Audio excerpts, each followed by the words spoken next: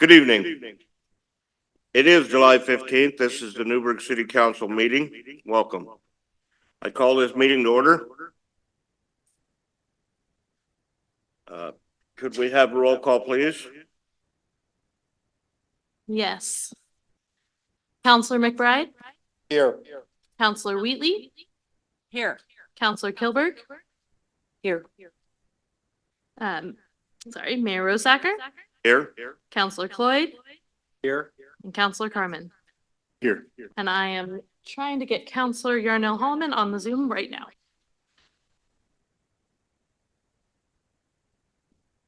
Shall we stand for the Pledge of Allegiance?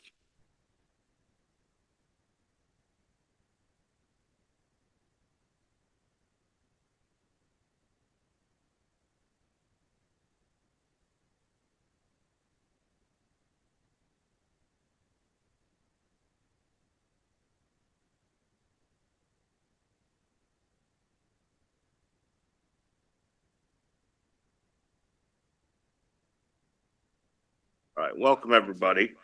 The first item on our agenda is an introduction to the Newberg Old Fashioned Festival Court. Would you like to come on up? Now I'm told you're going to do your own introduction, so you go right ahead. Hi, my name is Kendall McCollum. I am the queen of the Old Fashioned Festival, so I'm representing it today. I am a senior at Newberg High School, and I'm so happy to be here with you guys today. We are so thankful for your guys' just enormous support over the years, and especially this year for my year. And yeah, we're just happy to be here. Oh, you don't get to sit down just yet. We're going to pepper you with questions and all Perfect. kinds of things. So, seeing as this is Old Fashioned Festival coming up, we have a proclamation for you. This is a proclamation declaring the July 25th through the July the 28th, 2024 as Newberg Old Fashioned Festival Week in the city of Newberg. Whereas the city of Newberg is a family-friendly and inclusive community that hosts many gatherings, numerous celebrations, and a variety of entertainment venues where old friends and new can gather together.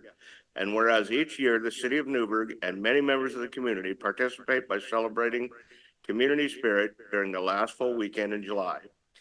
And whereas the city welcomes the community and visitors each year to join them in the Newberg Old Fashioned Festival activities and enjoy the camaraderie and sense of community built by the festival of this extent. And whereas the many Newberg Old Fashioned Festival events that take place during the week bring together community together for fun and entertainment. The theme for this year is Small Town, Big Dreams. Now, therefore, be it resolved that the Mayor and City Council of Newberg, Oregon, do hereby proclaim July 25th through 28th, 2024, Newberg Old Fashioned Festival Week. So you are Queen? Yes. Say your first name again? Kendall. Okay. You, how did you get to be the queen? You were very well spoken, by the way. Oh, thank I'm you. impressed. So actually last year's queen was Keely, and I did cheer with her for the past 3 years. And then so her senior year, I saw her do the court, and she just had such a blast with it. And it really drew me towards really wanting to do it. And then when the stuff was coming up to actually apply, she's like, Kendall, you have to apply. And I ended up applying, and I wrote some answers down on a piece of paper, wrote an essay, came in for an interview, and I got queen. So I feel very lucky. Do any of you have questions for the queen? Then we should all move on up and for a photo opportunity, and we'll present her with the proclamation. So the next item on our agenda is the city manager's report. Hello, folks. And as you know, we do the statistics report, and then we alternate it with the narrative report at different meetings. So this is the statistics for May of 2024. And before I get on to that, I just wanted to mention that I did share with council just recently, today, the scoring for the Grindon Inlay road repairs work as well as the full structural rebuild numbers. So this is how we chose what companies are going to be doing this work over the next few years. And I'm pleased to announce that Eagle Ilsner is the winning bidder for our grind and inlay work, and that North Santium Company is the winner for our complete rebuild work. So after this, there will be a contract to be signed before each bit of work starts that has the exact price for the work, but it will be based upon these numbers per square foot.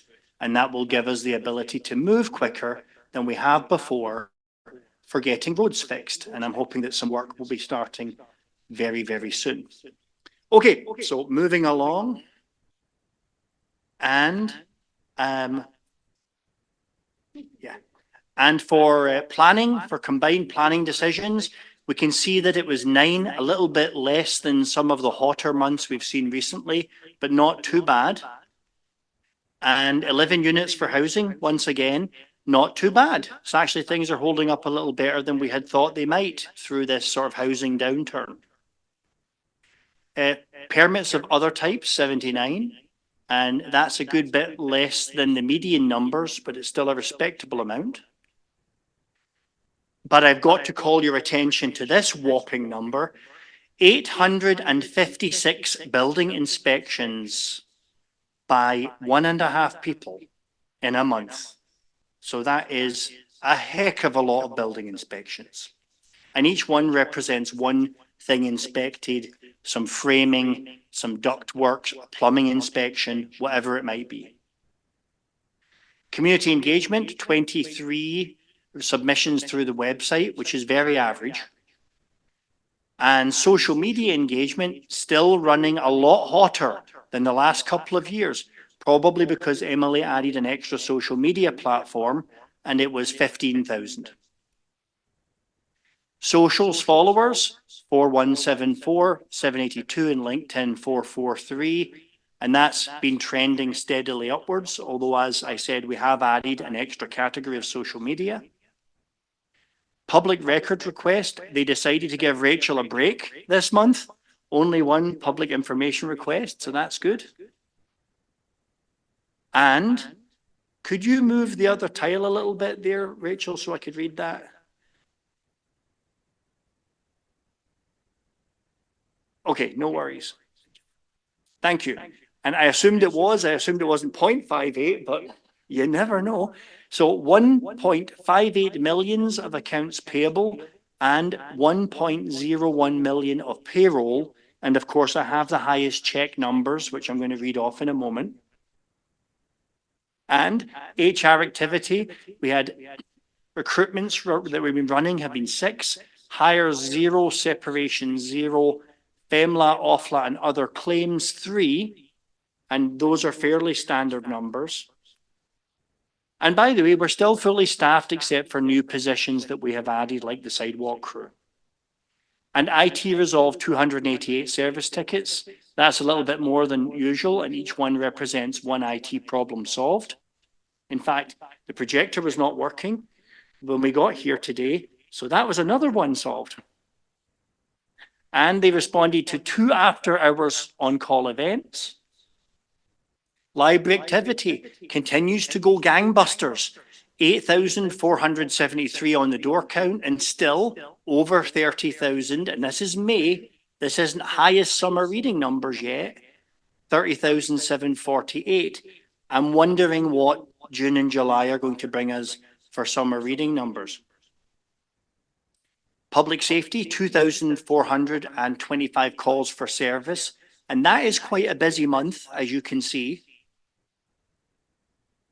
757 traffic stops, and that is also quite a lot more than has been average. Lots of people needed to be checked in their unsafe driving habits. 533 citations and warnings were issued, and you see that sort of trended along with the other traffic stops, as you would expect. And unfortunately, our good history lately with DUIs has gone backwards a little bit. And we had 13 people who stupidly decided to risk life and limb and their license and their livelihood by getting behind the wheel while they had been drinking. 789 911 calls and 2,726 non-emergency calls into our dispatch centre. Public Works during the period generated 65.6 million gallons of delicious fresh potable water, and they dealt with 103.06 million gallons of the other stuff. 998 work orders completed. And actually, I think you're going to see the work orders completed numbers starting to track up as we come back into the summer months and we're doing more stuff out on the streets. 56.99 mega kilowatt hours of energy generated from the solar plant. And that is the totals to the end of May 2024. However, I will add that Chehallem's Parks and Recreation District had $101,213,000 as a pass-through check for their system development charge fees. So that's for the parks SDC fee. Yamhill County Affordable, $115,954, a disbursement related to the CDBG grant, and Chehalem Parks and Recreation District, $92,012, another SDC fees disbursement, and those were for April and February respectively. So the two of the highest three check amounts were pass-through fees going to the Parks District for system development charges. On recruiting, the positions that we were seeking with only mixed success, I'm afraid to say, are the concrete finisher crew. At this time, we only have one person that we have managed to hire for that, and the grant writer position, and we have still failed to hire a grant writer position. We're finding it extremely cutthroat, the competition for salary in this category. We did get to two finalists. They both refused to accept the job without taking the top of our range. And I was unable to offer the top of the range, unfortunately. So we are now back and we're going to be doing recruiting for that again. And we're going to try a slightly different job description. But it's been really tough to hire for those positions. Any questions, folks?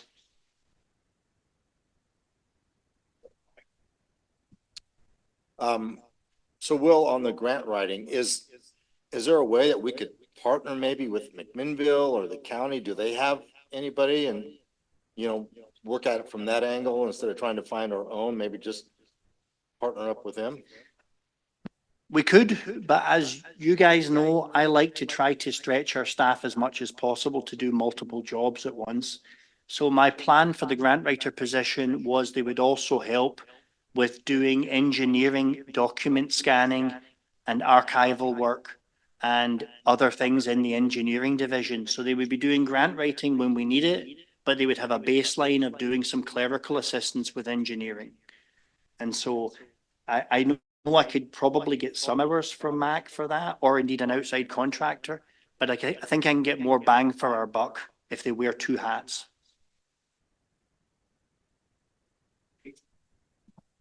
Will, for me, I'm wondering if, and there's probably a reason that you don't do it. Almost all of your slides have a different scale on top than is on the bottom, except for a couple this time. I think it would be helpful to quickly compare last year and this year if the same scale was used.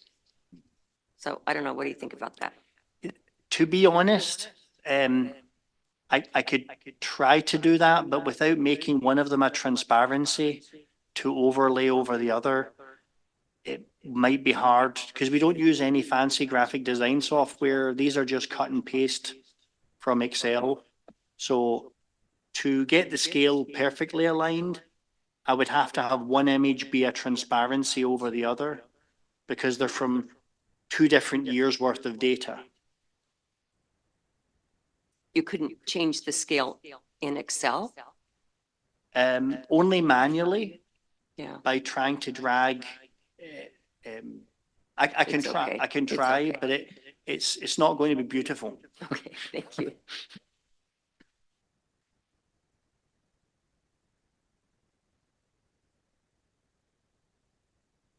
Thank you, Will. You're welcome. The next item on our agenda is public comments. And Jim Talt is going to be the first commenter.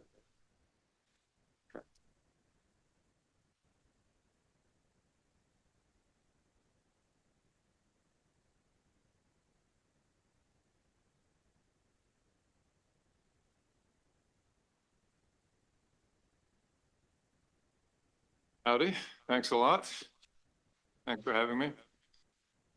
I canceled a trip and I scheduled leftovers for dinner tonight so that I could be here to talk about agenda item 8.2, and then you moved it off the agenda into next month.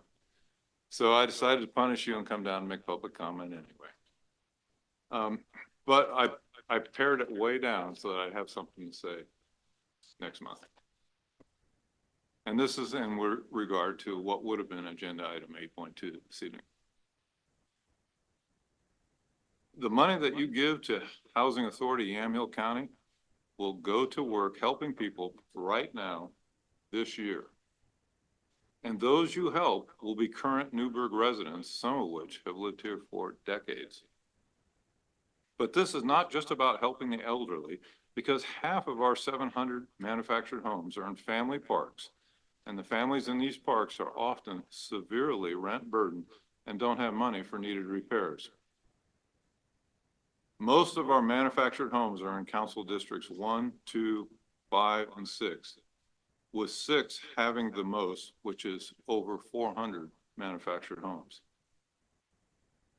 Please remember the faces and stories from the June meeting, city council meeting, and the presentation by the Housing Authority about its very successful program in this regard.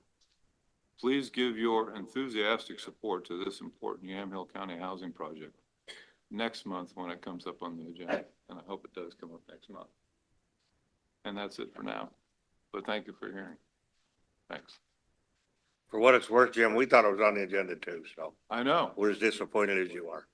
Thank you. Anybody? Thank you, Jim.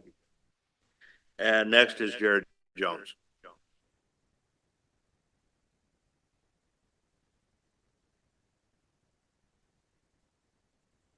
Good evening. On behalf of North Valley Friends Church, I want to update you on the status of Peace Trail Village. Years ago, we developed a vision to offer places to stay at minimal cost for Providence patients who are in need of stable housing.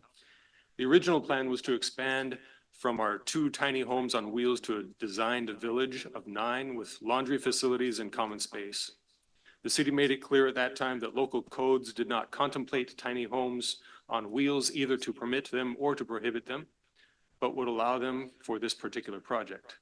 The city assigned street addresses to the tiny houses, and the city council chose to allocate federal ARPA grants to the program, $250,000 to the church to build infrastructure, and $150,000 for Providence Bob to design and run services for guests in the village.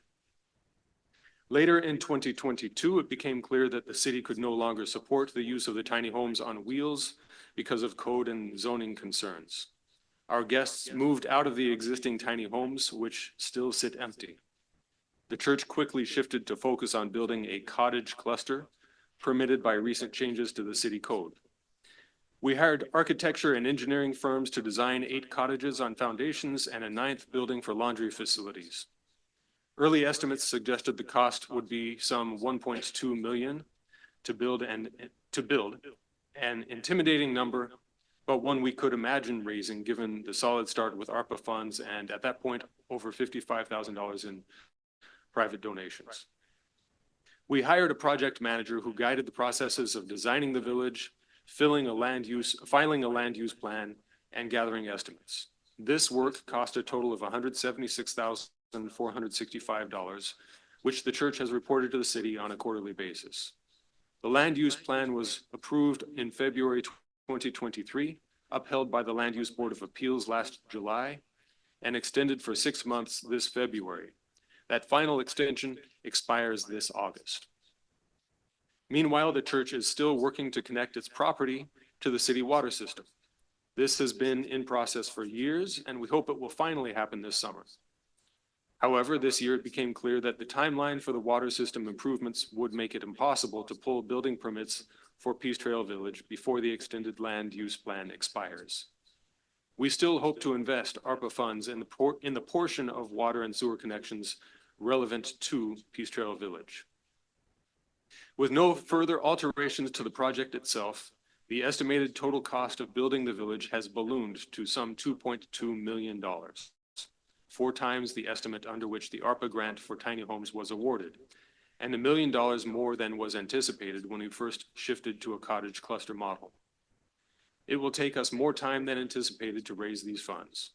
We intend to spend the remaining ARPA grant funds on as much infrastructure work as we can accomplish before the end of 2024.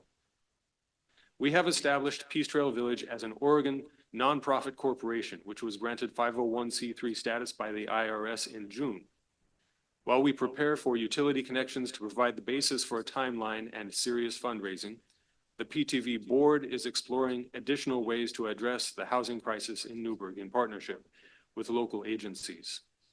We hope that all the work and resources that have been dedicated to the cottage cluster will bear fruit, though it will take longer than we had hoped. Much has changed over the past 2 years, but we still feel called to use our resources, the unique gift of land that we already possess, to contribute toward housing options in Newberg. We thank all of those who have supported this vision. And thank you for hearing me this evening. Appreciate your time.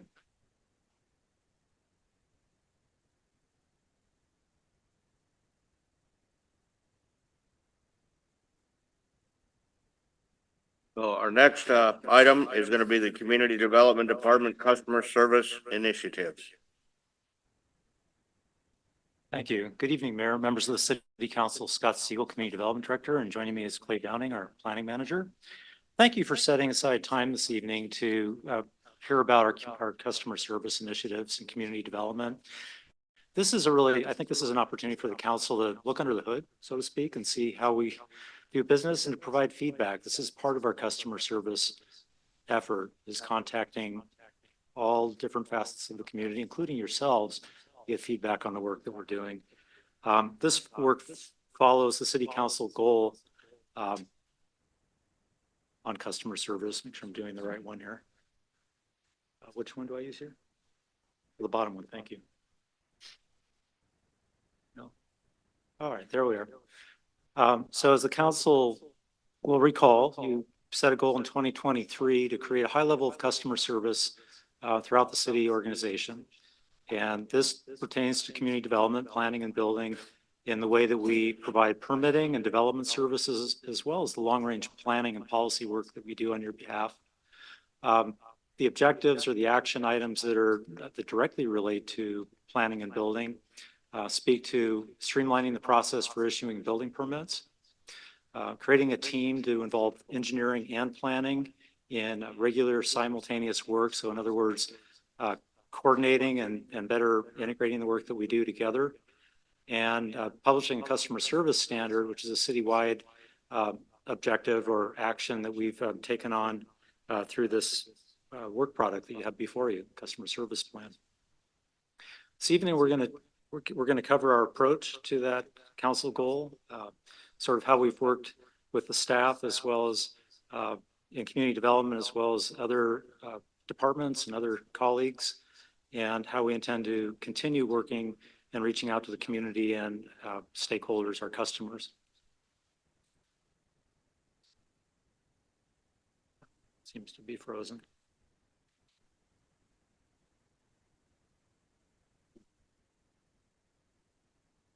Try that. Oh, thank you. So just a little bit of background on community development. Our scope includes current planning, which is really just another way of saying development services. So planning or land use planning approvals for development, as well as policy work, updating and maintaining the comprehensive plan, the development code, and other policies that the city has for planning that, of course, are locally driven, but also are developed and maintained through the statewide planning program so that we're in compliance with state laws and state administrative rules. Long-range planning is this policy work that I'm describing. Building safety, we have been delegated the state building code program. As a city, we have that option. Some cities do not have their own in-house building departments who are of a size where it's feasible, but we have to be very lean because of the business model around that. For instance, doesn't allow us to maintain a full electrical inspection program. We partner with Yamhill County for that. We issue structural permits, plumbing, and mechanical permits. Electrical are managed through the county. Larger cities, including some of our neighbors, would have all of those services in-house. But again, the volume of permits, the revenue, the business model doesn't support that. So we have to be creative and lean in our approach to, well, all of the services that we provide. The building, I think, is really a striking example. I've worked for local governments that have the full sort of gamut of those services, but they're much larger jurisdictions. They have a higher volume of permits.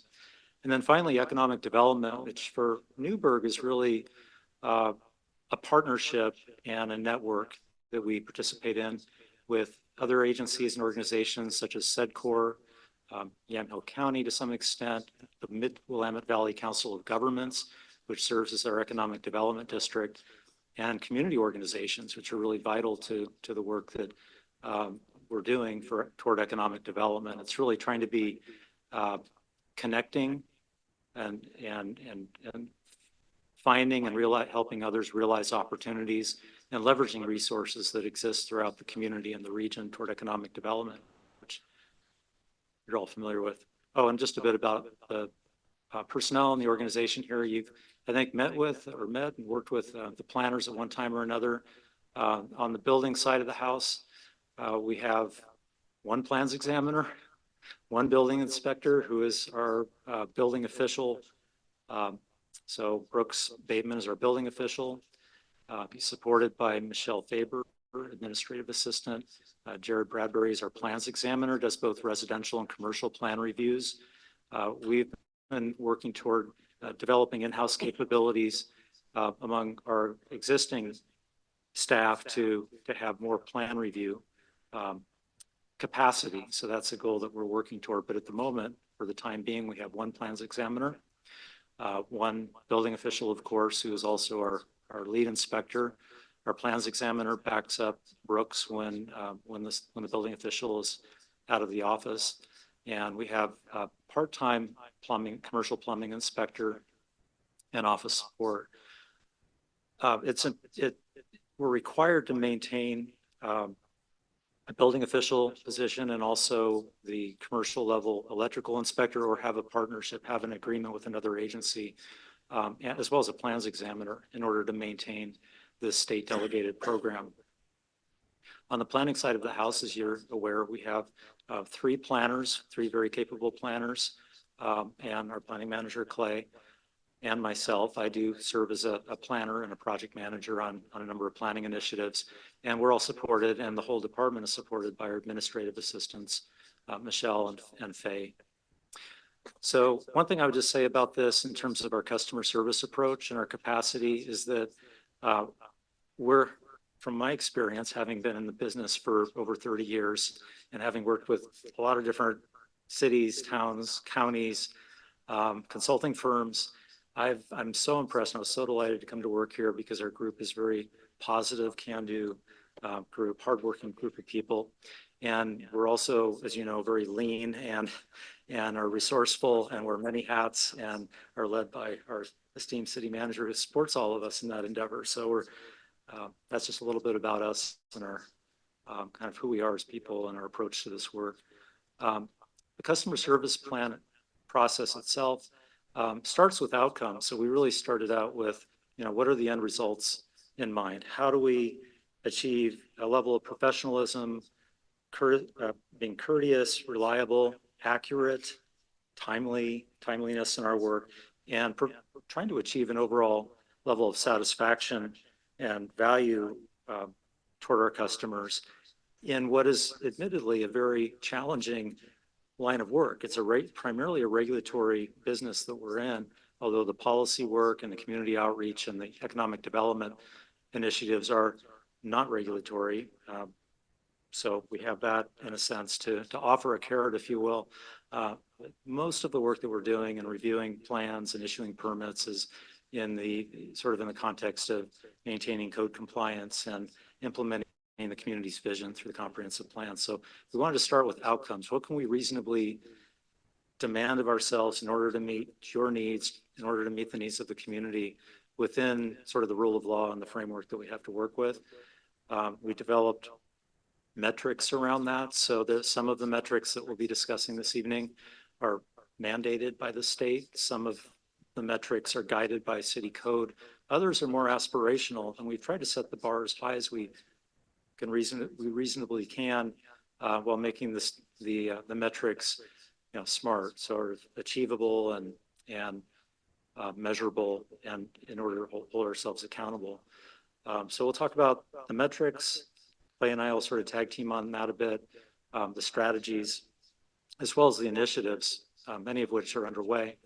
But before we do that, I just wanted to say a little bit about Kaizen, because this is not a product placement thing. This is really something this is a philosophy and a way of approaching our work in terms of lean and looking at continuous improvement, that this is a sort of a cycle or an ongoing process, if you will. We want to listen to folks, which we do. We have planners on duty. We have building staff who take calls every day. We have walk-in customers, and we administer a survey so people can respond to us after we've had some interaction with them. And we use that information to try to better understand what it is that they want from the city. We map the process. We held a interdepartmental workflows workshop in May, I believe, and it was not just planning and building, but staff from finance, IT, public works, including operations, all joined in, because we want to make sure that our systems and our processes are coordinated. And when planning is reviewing building plans for building permits, and engineering is contributing, and we're contributing to engineering reviews of public improvements. And when the police department's looking at special events or other sort of processes that we have in the city, that we all understand each other, what we're doing and what we're trying to achieve, so we can support each other in that work. So we looked at what are some of the barriers, what are some of the solutions, how do we provide the straightest and most convenient and customer-friendly path toward a decision. It may not be an approval, because our job is to maintain compliance with the code, but try to guide people toward yes, try to get to solutions that work for our customers, that work for community members, and that implement the community's vision.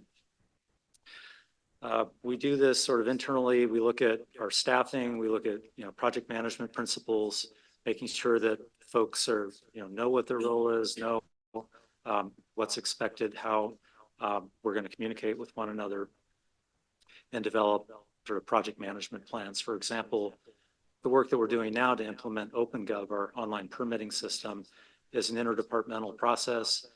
Faye Bates, our project managers, developed sort of project management plan, if you will, schedule, and is keeping us all on track. So that's how we work.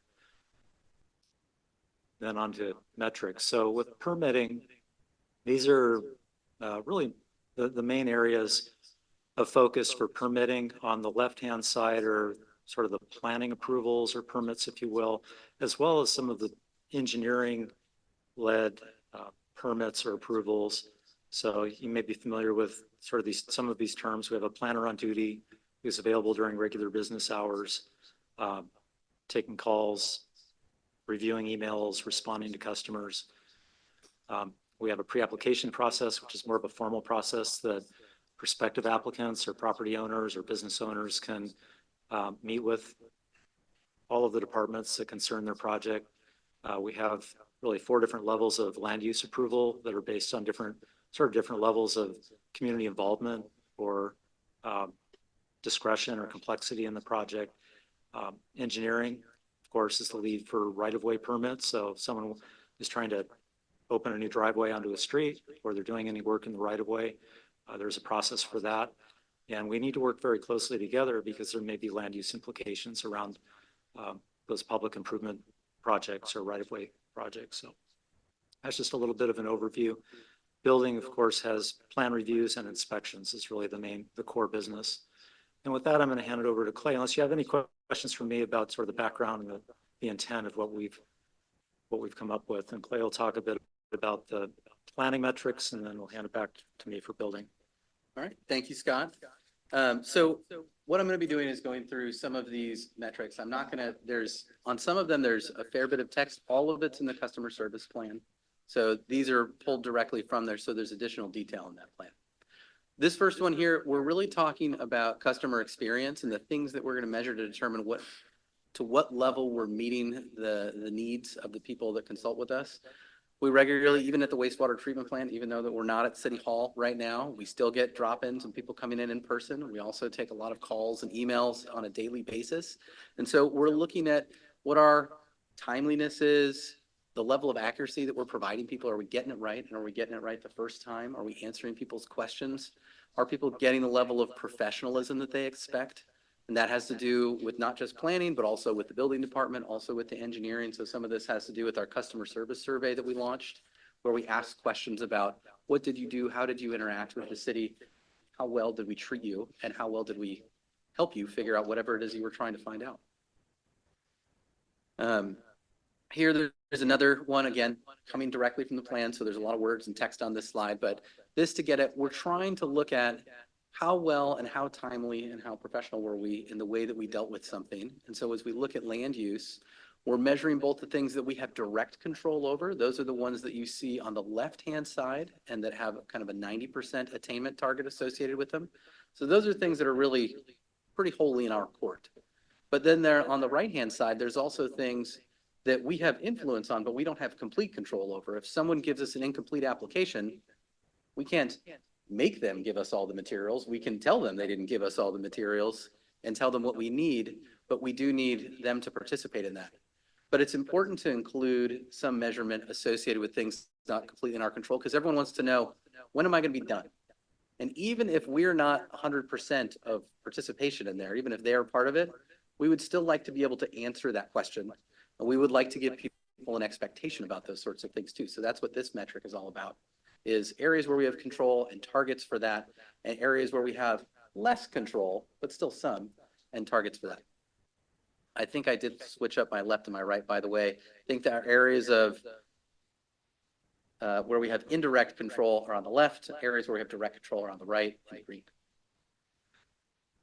This other one is planning review of building permits. You may or may not be familiar with that. When projects come in through building, planning also reviews them. We're making sure that that land use review happened, that they're still meeting those things, that they're doing what they said they would. Our touch tends to be lighter at this stage, but it's still important that we're timely, that we not hold up engineering, that we not hold up building in their parts of things. So we have a way of doing that to make sure that we're still being accurate and we're being timely. Planning inspections, and this is in the field. So obviously in the field, we want to be timely again. We want to be responsive. We want to see how often are we hitting those targets and getting to people within 24 hours of when they requested an inspection and those sorts of things. So we're monitoring that, not just at the office, but in the field. And then this one is a bit more of a qualitative metrics. So one of the things that was presented early this year was the planning division's work plan. And so we've got the different categories of projects that we're working on. They have to do with the city council's goals.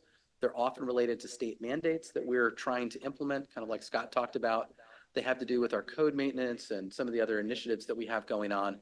And so one of the things that we have is we have that work plan. In one of the appendices that you have in this document, you have kind of a Gantt chart. It's just starting, so there's not a lot depicted there, but as time moves on, you'll see those. You'll be able to see which sorts of things are active, which sorts of things have been completed, which things we haven't got to yet, but we want to soon. So that's the sort of thing that we'll be reporting on with those. And those are broader, and depending on the project, they might require a lot more effort or a lot more time or a lot more both. But they're something that they've been shared with the city council and that we want to continue sharing those and updating those. We do have, at a great suggestion from one of your fellow city councilors, thank you, Councilor Kilberg, the work plan and also our progress report on that is on the website already, so that the public can see that as well. So those are some of our metrics that we have for the planning side of things. Great. Thank you, Clay. Fewer metrics around building, but just as important, really focusing on timeliness and in terms of what we can measure, timeliness and turnaround times for, in this case, completeness review. So with any application, there's sort of a review that takes place initially to determine that all of the elements are there. There's a set of plans that are legible that contain all of the exhibits that are required, whether it's floor plans, engineering calculations, so forth. So there's a review that takes place there, typically around structural plans if you're putting a new building. And so we've, set this goal for ourselves to turn that around within 2 business days, 90% of the time. So, it's a fairly high bar, but it's attainable. And that, of course, is subject to sort of, workload and staffing. So when we have someone out on vacation or taking some time as they're, entitled to do so, we're down a person. And so we have someone backing them up. We also have on-call plan review and inspection services that we use with consultants, but we want to be judicious in how we use that because there's no cost recovery there. I think it actually costs the city when we use those resources. So completeness is one of the metrics there, intake, if you will. The second one is on the first review of plans. And so I've been sort of down this road before with other departments. And again, there's this desire to know how long is it going to take to get my permit? I submitted it. It's in your hands now. How long can I expect it to take? Well, there's oftentimes there's back and forth. There's code corrections, revisions, and this is not a subjective thing. This is really about what the building code says around safety. So the process itself, and again, to what Clay was saying about planning, it also applies to building. There are certain things that are within our span of control. There are certain things that are more directly within our span of control, and there are others that are not. Although the more guidance we can provide, the more user-friendly our online materials are in the way of checklists and handouts and just responsiveness over the phone and by email, the more we can cut down that time. So we are looking at, in this case, just at the first review of plans. How long does it take to respond to that applicant to provide either an approval or ready to issue, or very clear and to the extent necessary, detailed comments back on corrections that need to be made. And we've looked at this interdepartmentally or through the 2 departments, Public Works and Planning, who are the primary reviewers in this case, and determined that rather than having all 3, planning, building, and engineering, having to make a determination simultaneously, it's really most efficient and better customer service to have planning take the initial review and within 2 weeks, depending on workload, of course, provide that feedback in terms of does it meet zoning? Are there any fatal flaws in terms of land use?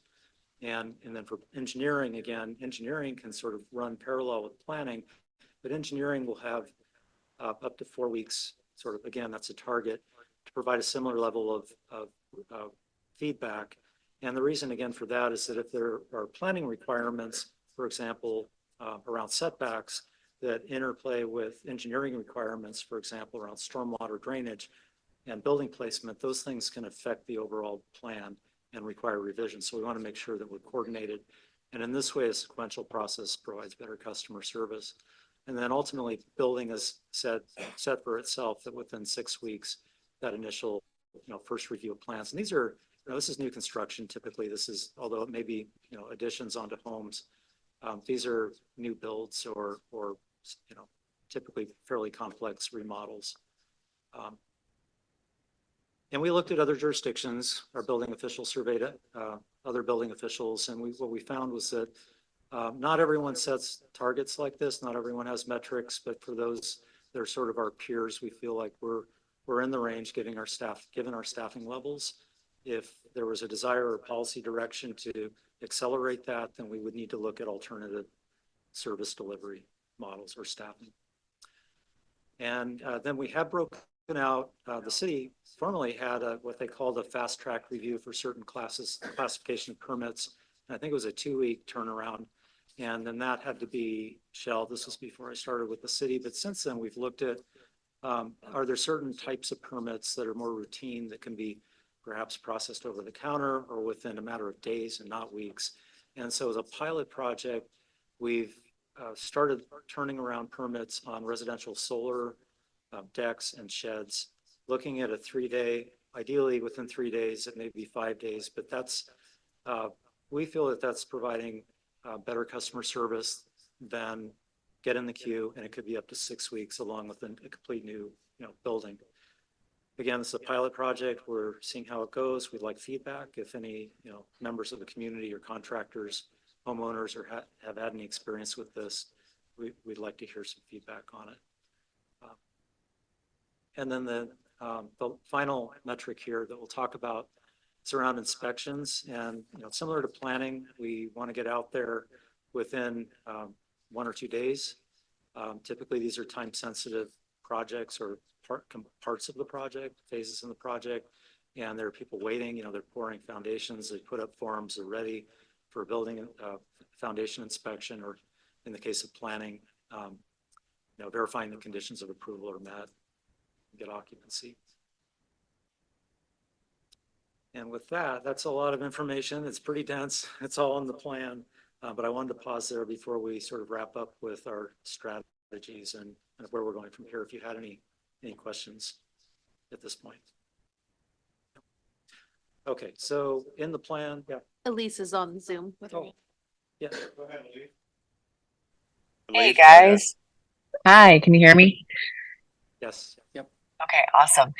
Okay, this is very comprehensive and I think it's not boring. It's great work and so much progress in the last couple of years. So I'm excited to see it. I may have missed, but I looked in the appendices and it may have been in a different presentation, but have you cross-referenced the KPIs with current state of are we like, for example, 70% completed within 1 business day or whatever for every KPI to see if the target you're setting is attainable? That's a great question, Councilor Hallman. So right now we're in between permitting systems or platforms, and we're retiring one and we're moving toward a new one, OpenGov. And this is all a lot of this is predicated on what we believe will be more powerful reporting tools that we expect to be. We hope that we'll be able to report on all of these metrics. So for some of these metrics, we don't have a baseline that we can say currently we're at 70% and we're aiming toward 90%. We have a sense that for planning, for example, we're already operating with the metrics that we've proposed here, and I think fairly consistently we get close. If not, I can refer to Clay on building. I can say with inspections and certainly we're hitting it, but there is always the potential that it could slip if we're not being diligent. So I'll hand it over to Clay for planning. Yeah, and I would say that we did put in things here that we feel are good goals to have, and that we feel like they're high and high quality, but they're also attainable. We didn't put anything that we think that we're just gonna biff it and we're just not gonna get there. The other part is it is a draft customer service plan. So before we go through the effort of standing up the monitoring, the reporting, and how this is going to work, we did want to make sure that it's palatable to this city council. So we haven't run, I would say, our most consistent. We'll probably go through those and have a look at how we have performed to the extent that we can. But as Scott mentioned, with the OpenGov permitting database that we're hoping to have roll out in less than 10, I don't know if we have a target, if we have a date yet. Spring 2025. Okay. So we hope that tool will help us have easy and consistent reporting that we can reliably provide to the board or to the public or whomever would like it. So that we have it for ourselves, so we know how we're doing. So I don't think that we have a baseline right now, but we will be able to do that as soon as we know that this is reporting that you all would like us to do, so that we can do it for you. We do have, I think, thanks to the administration, we have good baseline data on activity, not necessarily performance, but on activity. So the number of permits that the city manager reports on monthly, the number of inspections. So that's an important gauge as well. So as we're looking at turnaround time on permits, if we see that, that it's increasing, well, we're going to want to look at the activity and to see if there's any correlation to that, or if the two are in alignment. So I hope that helps. If anyone have any other questions? More of a comment. One of the things I studied in my master's degree of public administration was an organizational design class. And one of the papers I wrote was aspirational ideas for how our planning division could change and become more lean and efficient and start to track metrics with percentages of likelihood to achieve those targets. And without having had any discussions with you about any of those aspirations, I just could get out of your way because I could feel it was happening. And I've gone from having 1.5 customer service complaints per month reach my desk to having 0. So that's an anecdotal number, but it's a factual number. And so I would say that these moves are very desirable. And also, hopefully, the other departments will start to follow along. And as you know, the customer service standard was intended to be a simple citywide guide, but each department is expected to now do something like this.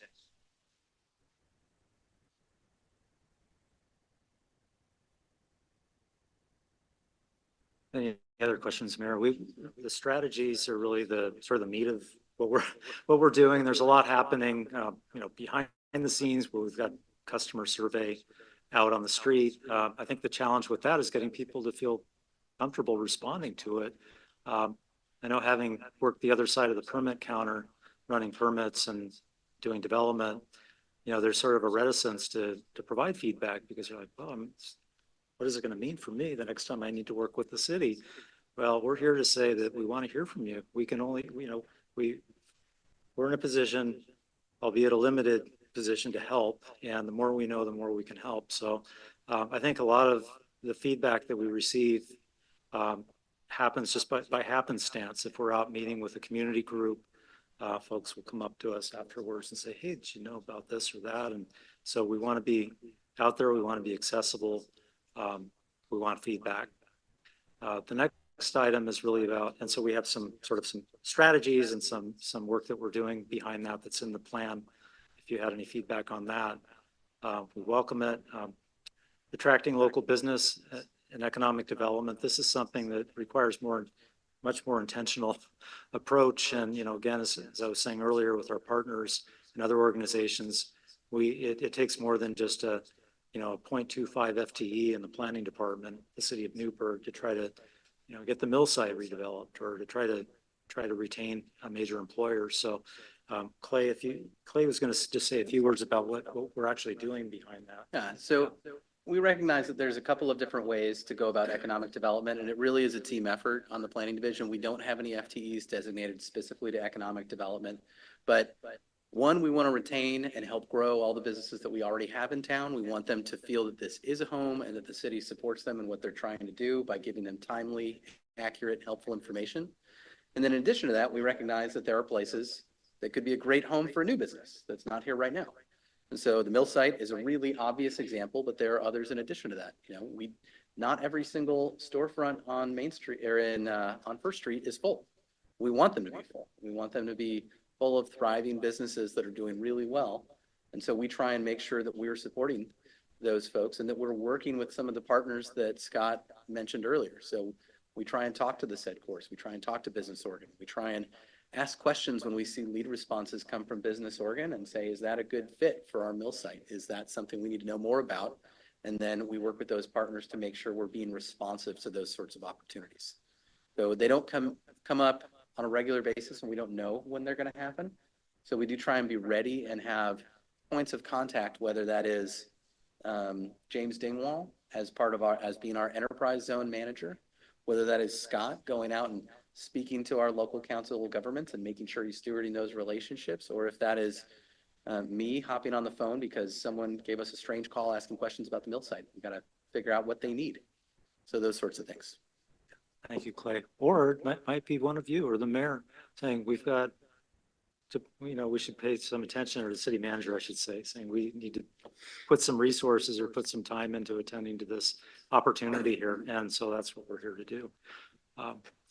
So just to keep going here, we are automating our processes. And just as an example, there's so many mundane things that happen all the time. But one thing that really delighted me the other day was that as part of our development review process internally, an email goes out to different staff and different departments, in some cases, for comments on a land use application. And when I started, we were getting an email and there was a PDF, and it might be 50 pages long with a cover sheet. And the cover sheet was great because you just click on, I have a comment or I don't have a comment, electronically sign it, and you're done. But you weren't done. You had to pull it apart. You had to actually work with the PDF and do some administrative work to get it where it needed to go. And of their own accord, our administrative staff said, wait a minute, let's break this apart. And they figured out, they did their wizardry. And now the form comes to you and you click on it. And if you want to read the whole thing, you click on a link and it opens up in a separate window, and you can be on your way. So that's kind of how, yeah, thank you. So that's how we want to do business for the community and for you as well. So automating our process, talked about Kaizen and using lean principles, and streamlining regulations and looking at policy. So this is really where the council, where we do need direction. We need direction and input from the council when there are certain policy areas. Again, back to the work program that Clay was describing, prioritizing that work, whether it's short-term rentals, sort of improving that process, or looking at childcare opportunities and making that more feasible. So, these are really the main areas that we're focused on in terms of strategies, but we're always looking for other ways to provide excellent customer service. That concludes our presentation. Questions or any other thoughts? So if you could go back, I think it's just one page, or maybe it was 2 pages. I think we might have. Rachel, could you help? I think we managed to break the clicker. One more, I think. One more back. Yeah, okay, right there. So we're looking at what the assigned due date for some of these, like commercial permits, 4 to 6 weeks, and engineering within 4 weeks. What was the old, if that's what the new goal is, what was the old goal? Was it 5 weeks on some of the things, 8 weeks on some of them? What's the difference? Well, I might look at my colleagues, my counterparts I here. I can- don't know. By having a non-parallel process, what used to happen is one sequence would have to end before the next sequence could begin. And therefore, as I would hear in my emails, it might be 16 or 18 weeks before somebody would get to the end of a certain journey. But that's a long time ago. Yeah, I mean, what I've heard is very anecdotal. So I don't know that I don't believe there was a published standard around And this. I would say there wasn't a published standard that we were willing to commit to. So that was one issue. And then the other issue was everyone received all the reviews at exactly the same time. So if this department was kind of busy, then they didn't get to it till later. And if this department got there first, then what we started finding is that you essentially had different divisions, even though all of us needed to touch it at some point, tripping over each other. So we've made it so everyone gets access the moment that it comes in. But the target dates are cascades so that hopefully land use gets there first, because if there's something like they need to go back and do a design review before building really should bother putting the effort into permitting, then we would like to know that earlier than the official target date for the whole review. So those are the sorts of things, and that's why you see a bit of a stair step. So everyone gets it, everyone can see it, but we try and order it so that we're more likely to do it in the most reasonable order to not get in each other's way.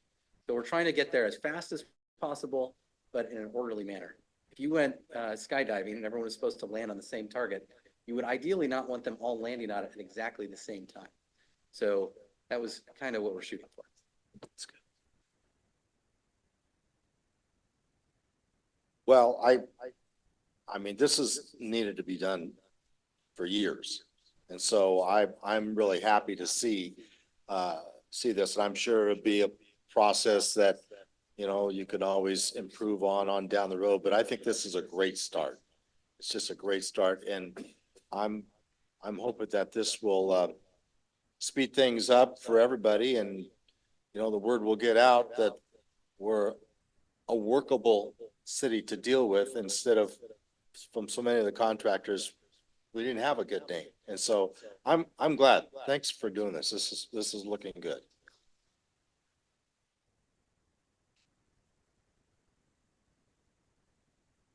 Yeah, I too, being somebody that was on the other side of the counter before, I really do appreciate the attitude of our city manager and all of our senior staff.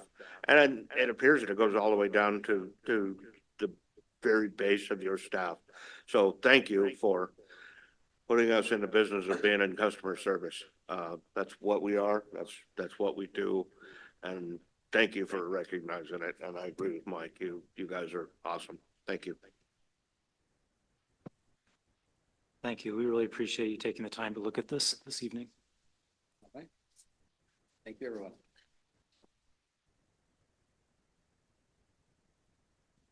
So the next item on our agenda is the approval of the Keller engineering contract.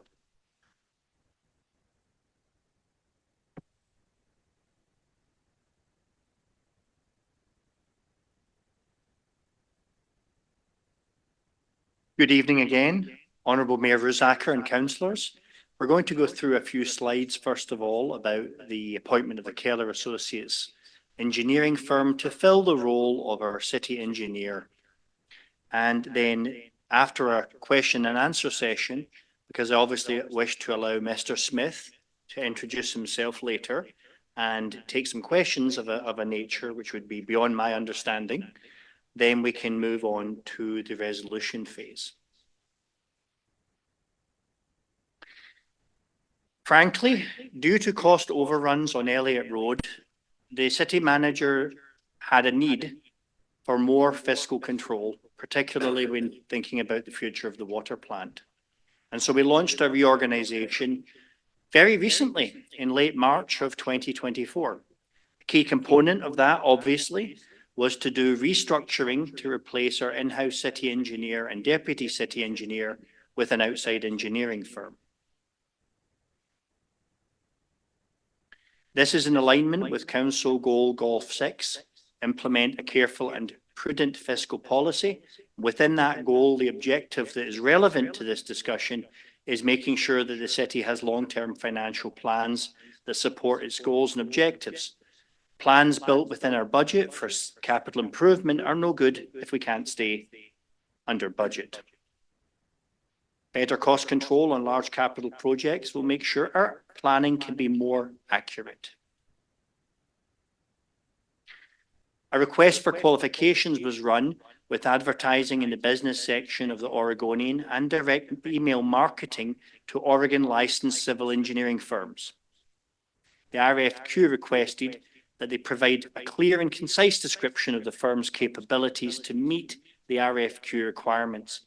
We asked, of course, for prior experience within the last 5 years of large capital projects.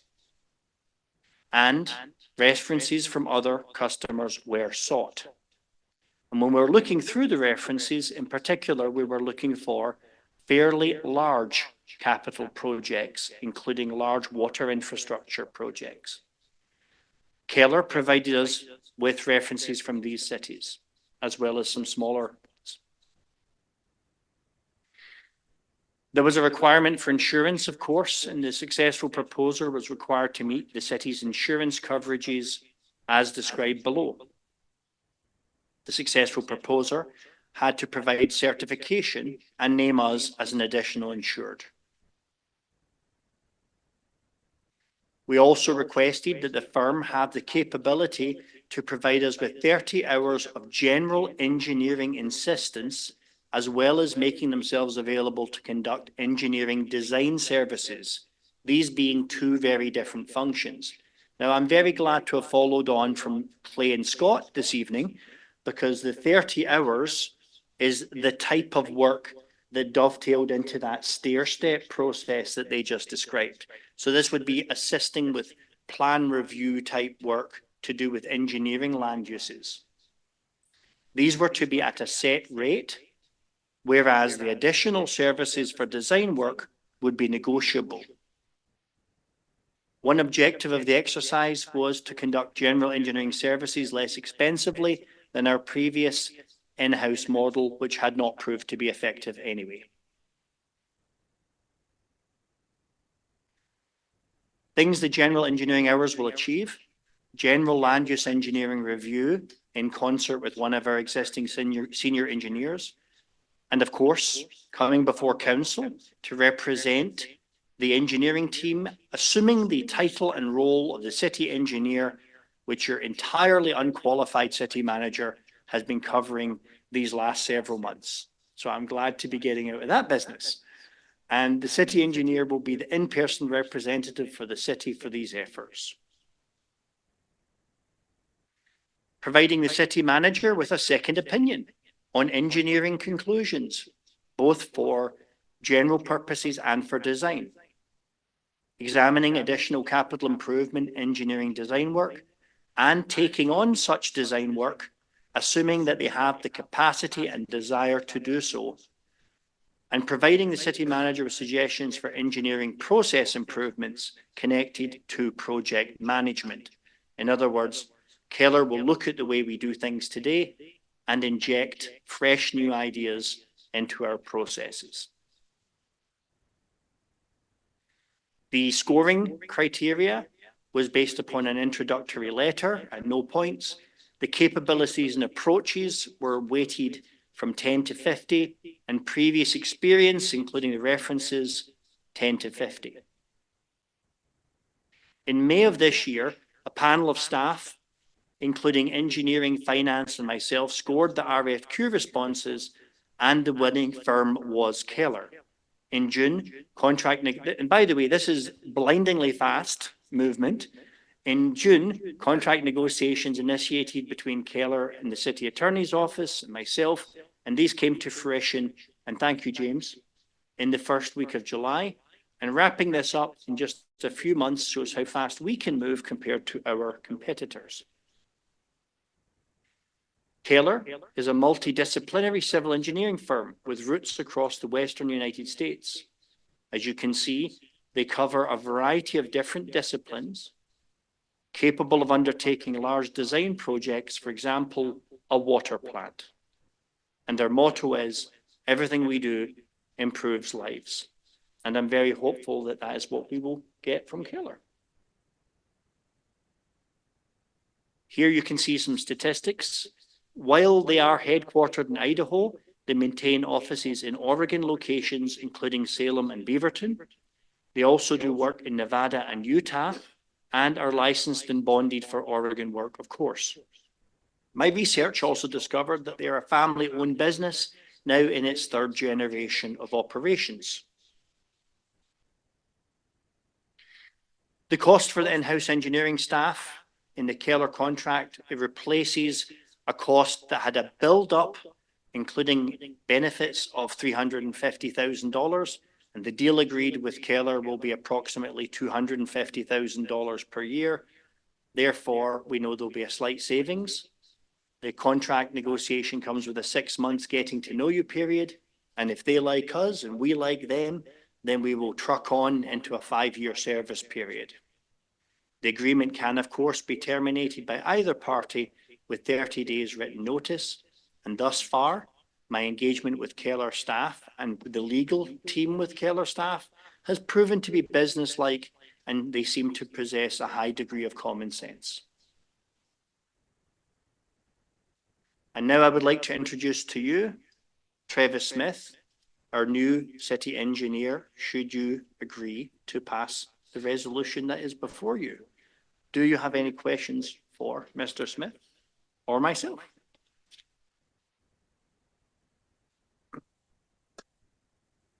Well, Will, thanks for thinking outside the box. I mean, this is the type of thing that I know we've been, trying to fill this spot, and so I am really glad that we're looking at other avenues, and when it can save us money and have somebody from this firm that, I mean, it looks like they've got great experience, and that's exactly what you want when you're putting together a good team. And so I'm happy to have you guys on board, and thanks, Will, for looking in this direction. I think most city managers would probably not do that. So good job, guys.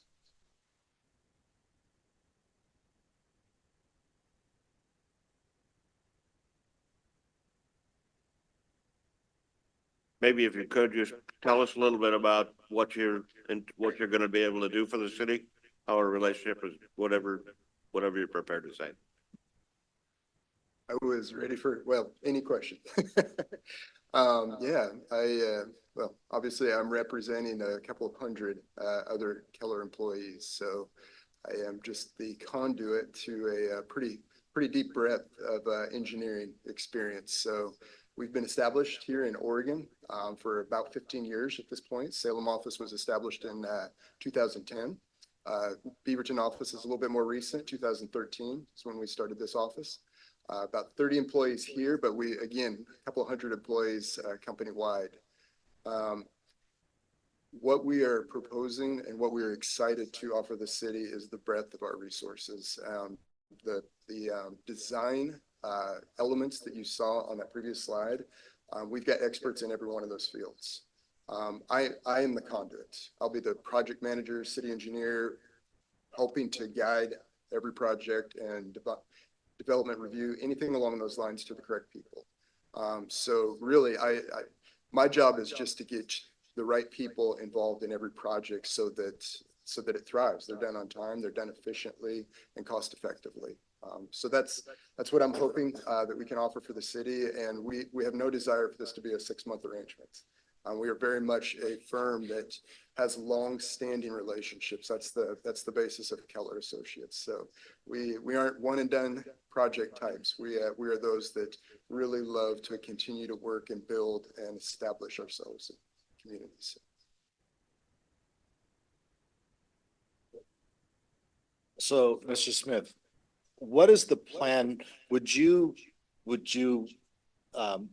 be out here at the city once, twice a week, several times a month, or is it just whenever you really need to be and everything's done by Zoom or something like that? Or how is this going to work? I can give it a stab and Will can complement. So the initial discussions we've had are that I'd be here once a week. So we're talking about Wednesdays that I would be in-house, able to meet alongside and work alongside the staff. So I'm excited for that opportunity. I prefer that over Zoom. So outside of that, though, the other hours that we would be working, it would be, some form of communication as needed. But the initial intent is that I'd be here once a week. And so similarly to what Scott was saying earlier about having a planner of the day, since things changed back in March, I've established an engineer of the day schedule, and Mr. Smith will be Wednesday's engineer of the day. Robin? Hey there, it's going to be you and an associate. We're hiring 2 people from Keller. Is that? You're hiring Keller. So it's Yes. not just 2, it's your whole firm. Okay, but you're the lead. Yes. Okay, and you'll work with, Newberg employees. Yes. Okay, thank you. I will be able to draw from the entire breadth of our resources. So, and fully plan on doing that because I'm not an expert at everything. So for example, if we're designing filter arrays for our strange manganese laden water supply and they come across some chemistry question that's obscure, there'll be somebody in Keller who can look at that chemistry problem.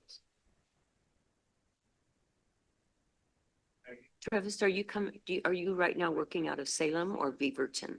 I'm in the Beaverton office. I currently live in Tigard though. Oh, okay. So it's fairly Closer. It's about the same commute for me either direction.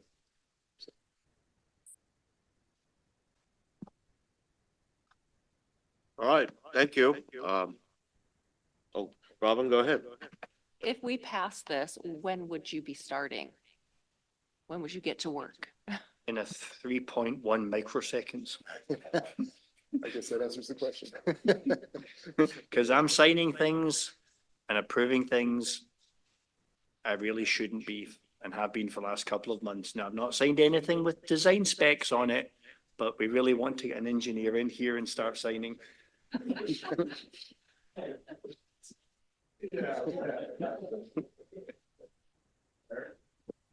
Yeah, I move that we approve, Council Resolution 2024-3942 to initiate the Keller Engineering Associates contracting. Second? Did you say second, Peggy? Thank you. It has been moved and seconded that we approve resolution 2024-3942, a resolution to initiate the Keller Engineering contract. All in favor signify by saying, or since we have a lease, let's signify by raising your hand. All opposed, same sign. Motion passes unanimously. Welcome. Yes, all right.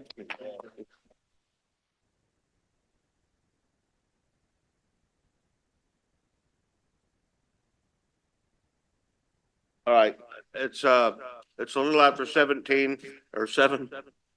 Yeah, 7:17. So I need to take a break. So we take about 10 minutes and we'll re-adjourn in about 10 minutes. Thank you. So our next presentation is going to be about the 2-year budget cycle. Good evening again, Honourable Mayor Ruzacker and Honourable Councillors. We're going to be giving a presentation about what we would suggest are the advantages of going to 2-year budget cycles. The staff are recommending that we move to 2-year budget cycles, and there is a host of reasons for this. Presentation covers these reasons, and first of all, we would like to show you the things that happen before the budget package gets to the budget committee, just so that you can see the chain of events. The pre-budget process, we might call this. Before the budget committee convenes to have its very first meeting, there are many staff steps that have to happen, and there are basically 5 parts to this. Starting in December, the city manager and finance director will send out overall guidance to all departments. Often this may be connected to council goals, upcoming COLA changes, fiscal outlook, national inflation, PERS hikes, and other factors. So for example, last budget cycle, we asked everybody to hold the line with no increases because of high inflation and to try to get us through that. We also knew that our labour market wasn't settled yet because we hadn't finished our cost of living negotiations. Step 2, based upon this general guidance, department heads will gather their data together and they'll fill out forms which I invented back in 2021, and these were called the budget change request forms. There are 3 types of BCR: the single ledger line shift, the multi-line or entangled shift, and the capital rollover savings plan request. Now, a single line shift is simply a ledger line is desired to go up or down. One line, one change, one justification. A BCR2 is where a department head says, hey, if I do this thing, it might be more efficient and can save money over here. And those are interconnected. So that form has multiple spaces to write the different ledger lines and explain why they're connected. Then the rollover savings plan, the department head submits a savings plan for what they're trying to save for prior to being allowed to save aside some of their capital funds from one cycle to another. And all of this was invented just a few years ago. And if you didn't do a BCR for that line item, then you would just assume you got the same budget you got last year, that there was no need for an increase for anything. And so every single thing has to be justified. Yep. As far as I know, we're the only city that does this. So here is the example, and I've chosen a simple one. This is a BCR1. And here was a request for a change from the city recorder's office to shift how much she would need for publication costs to stay up with the costs of publications. And this one was approved. Then we go to the next step. The department head meets with the city manager and the finance director, and we go over every single BCR. Most will be accepted if they have good justification, but some will be rejected. In the next step, the BCR data is applied by finance to build a draft budget. And now it also feeds into a 3-year budget model because Katie's brilliant. This ends with a review by the city manager and the finance director. And only when all of these things have occurred can budget meetings begin for everyone to look at the draft budget, including the public. The advantages of biennial budgeting are many. A far more efficient capital improvement program can occur if we are on 2-year budget cycles, because almost no capital projects of any scale fit within a 12-month window of operation. This means that under the annual system, as you've already experienced, we are always having to run additional supplemental budget adjustments to roll funds over from one annum to another annum. We wouldn't need to do that. It's cleaner, it's clearer, and it's more efficient for tracking the money to have it fitting inside 1 2-year cycle. Reducing the total amount of time spent budgeting and attending all kinds of meetings over a 2-year budget period can free up staff for other projects in the off years. As an example, we will need full focus of the finance team to work on a rates reform or possibly to run a water plant bond if required. This is extremely hard to do when half of the year we are constantly in budget building mode. The off years would be prime times to work on process improvements, long-term planning, and documenting job processes and SOPs, standard operating procedures.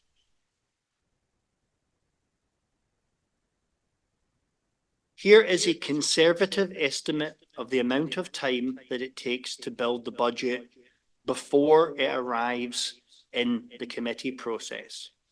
And you can see, first of all, managers and police captains have to provide the raw data. Department heads have to review the BCRs. We have to get together and check the inputs. The city recorder has scheduling and RCA administration. Then graphic design work has to happen. And then budget committee review work, including studying the documents, uses up a lot of time. We conservatively estimate this at 1,774 hours, but it might actually be more than that. And doing this every other year would spread the burden out incredibly to allow for other value-added work to happen. Other advantages. We would like to think that this will encourage the whole staff and the community to think more strategically over multiple years instead of just balancing the budget for a single year. And there's more. It would also synchronize with other 2-year processes, such as the system development charge review, the state budget, which produces the PERS rate. It would allow better alignment with 2- or 4-year collective bargaining agreements, because CBAs are never for 1 year. And on the next slide is a Gantt chart showing a synchronized line of fiscal events which could occur. And in my opinion, it is a beautiful work of art.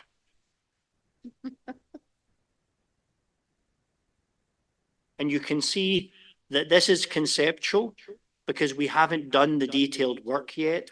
Our purpose this evening is to seek a motion approving for us to do this research and work. But if a plan like this were followed, you can see where the X's are is where the committee work would fall. And you can see how each Gantt chart bar lines up nicely with each part of the process. And the rates review process would need to be bridged 6 months to then snap into line with the other parts of the Gantt chart so that they march in time with the bienniums. And if we can do this, the city will hum, it will sing with a form of administrative efficiency that we have never seen before.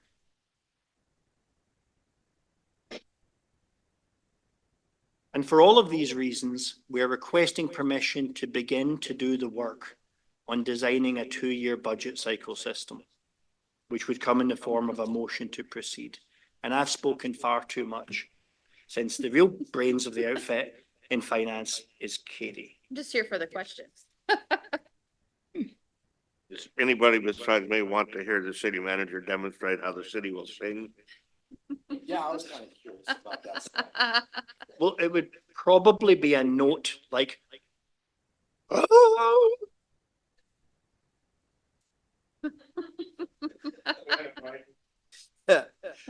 So if we proceed with this, how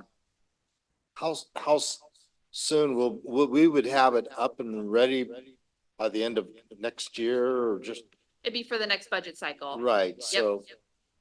So the next budget cycle, it would be for 2 fiscal years that you'd be approving it. And then we would come up with a process for that in-between year to still have a meeting with the committee to update them on changes, but it would be probably 1 meeting versus 4 meetings.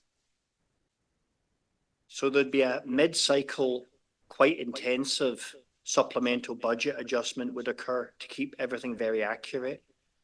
So that would still happen at the mid-cycle. So that's the thing Yeah. that Katie is referring to. And that way there's still public involvement on any major changes from the first year to the second year of the biennium. And we could still have the committee meeting as well for that. It just wouldn't be the whole shebang of creating a new budget every year. I thought I heard you say that we would not need these supplemental budgets with the 2-year cycle. Is it maybe just not as many? Yes. Okay. Yeah, we would still have supplemental budgets, but we just wouldn't have as much stuff for the capital projects for the supplemental budgets. As most of our supplemental budgets that we do are related to capital projects. So we would still be doing supplemental budgets, but it just wouldn't be to the extent that we're doing with capital projects. One for every CIP project that rolls over 12 months is currently triggering another supplemental budget action. So if we approve this, then it would start July 1 of 2025 and end June 30th of 2027? Is Correct. that right? Okay, thank you.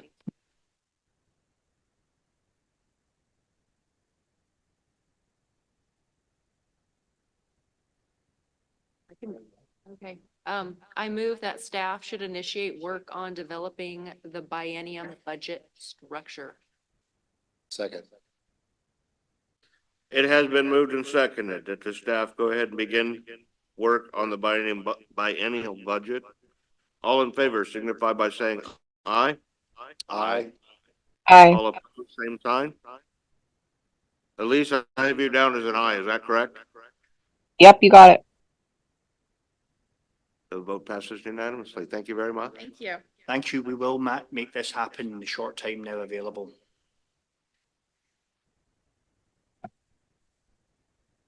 So our last item on the budget came about because of the last meeting that we had. Something that has been on the radar, but it wasn't a priority until it became one. So, I've asked the staff to make a presentation here. They have not been given enough time, but, we'll see how it goes. Thank you, Mayor, members of the City Council. So this item, it does follow on your goal G7, increased land opportunity available for housing. Objective 4 is to look at annexation opportunities. You have not directed staff to look at annexation opportunities per se, but you did ask us to look at areas around the city that are currently unincorporated, but are either fully surrounded by city lands or nearly fully surrounded such that they could eventually annex if the property owners were willing, or by other action, the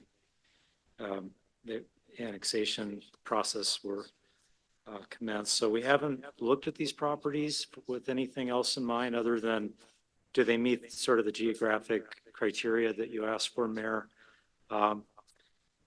You could ask for a lot of data around this. We tried to sort of identify a few characteristics about these areas that might be of interest to the council, the size, what the comprehensive plan designates for these areas, whether or not they're city or rights of way, street rights of way, whether they're city or other roadway authorities that are also unincorporated adjacent to these areas, whether or not they have a stream corridor overlay, and finally, whether or not there's any active water meter associated with the area, not necessarily each individual lot.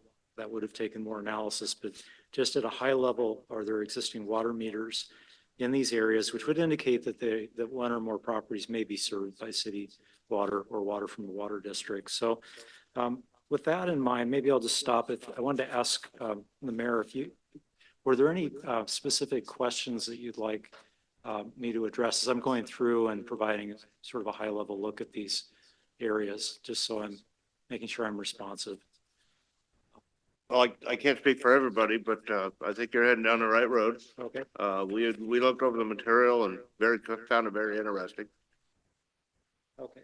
I'm going to have to ask for the clicker here and then we can get started. Okay.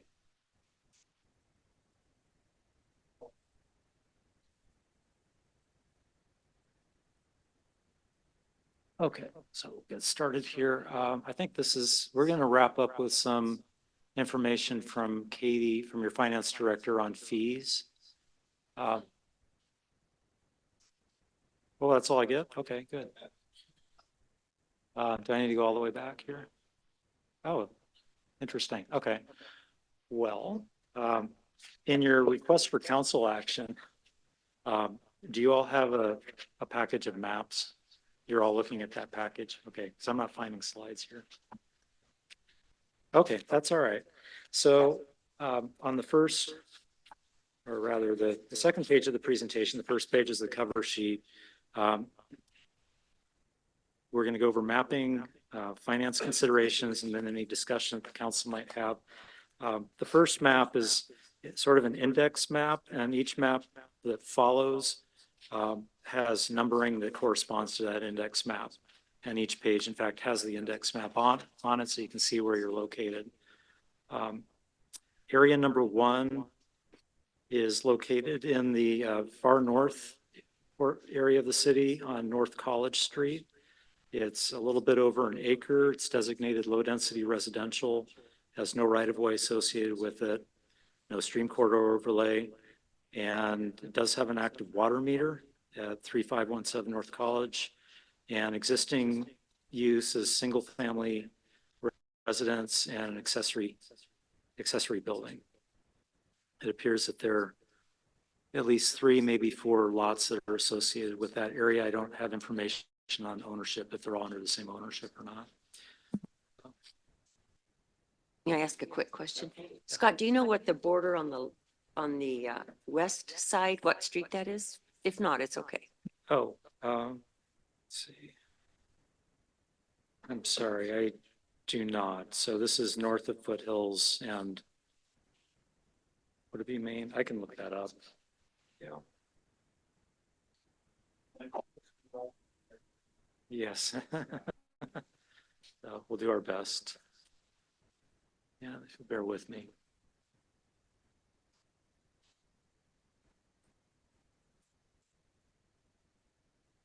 It appears that that is a very short street. It's before College. If you're asking about the street on the western side, that would be Morris. Oh, okay, thank you. Yeah, yeah, thank you, Russ. That is Morris, and then the next street would be Jones Street. Is that helpful? Okay. Russ, do you happen to know, would this be the church up there? This property, is that the church on College? What's highlighted right there? No, it's a private parcel that has been subdivided. Sorry. But this is inside the city limits or? No, so the areas that we're looking at that are outlined in blue, those lots are not inside the city limits. How did that happen when that's a subdivision all around it? How could that have never been brought into the city? I don't understand that. Councillor McBride, we could do more research to answer that question for each of these, but we wouldn't know at this time because it's, Well, I mean, generally speaking, the way these get created is that the lands around them get developed, you know, on all sides. And that owner of that particular piece of property isn't part of that development and does not choose to come into the city limits. Living inside the city with a county address is considerably less expensive than living in the city with a city address, because you don't pay a lot of taxes. And the taxes you do pay go to Yamhill County instead of the city of Newberg. So that's kind of why we're going through this exercise.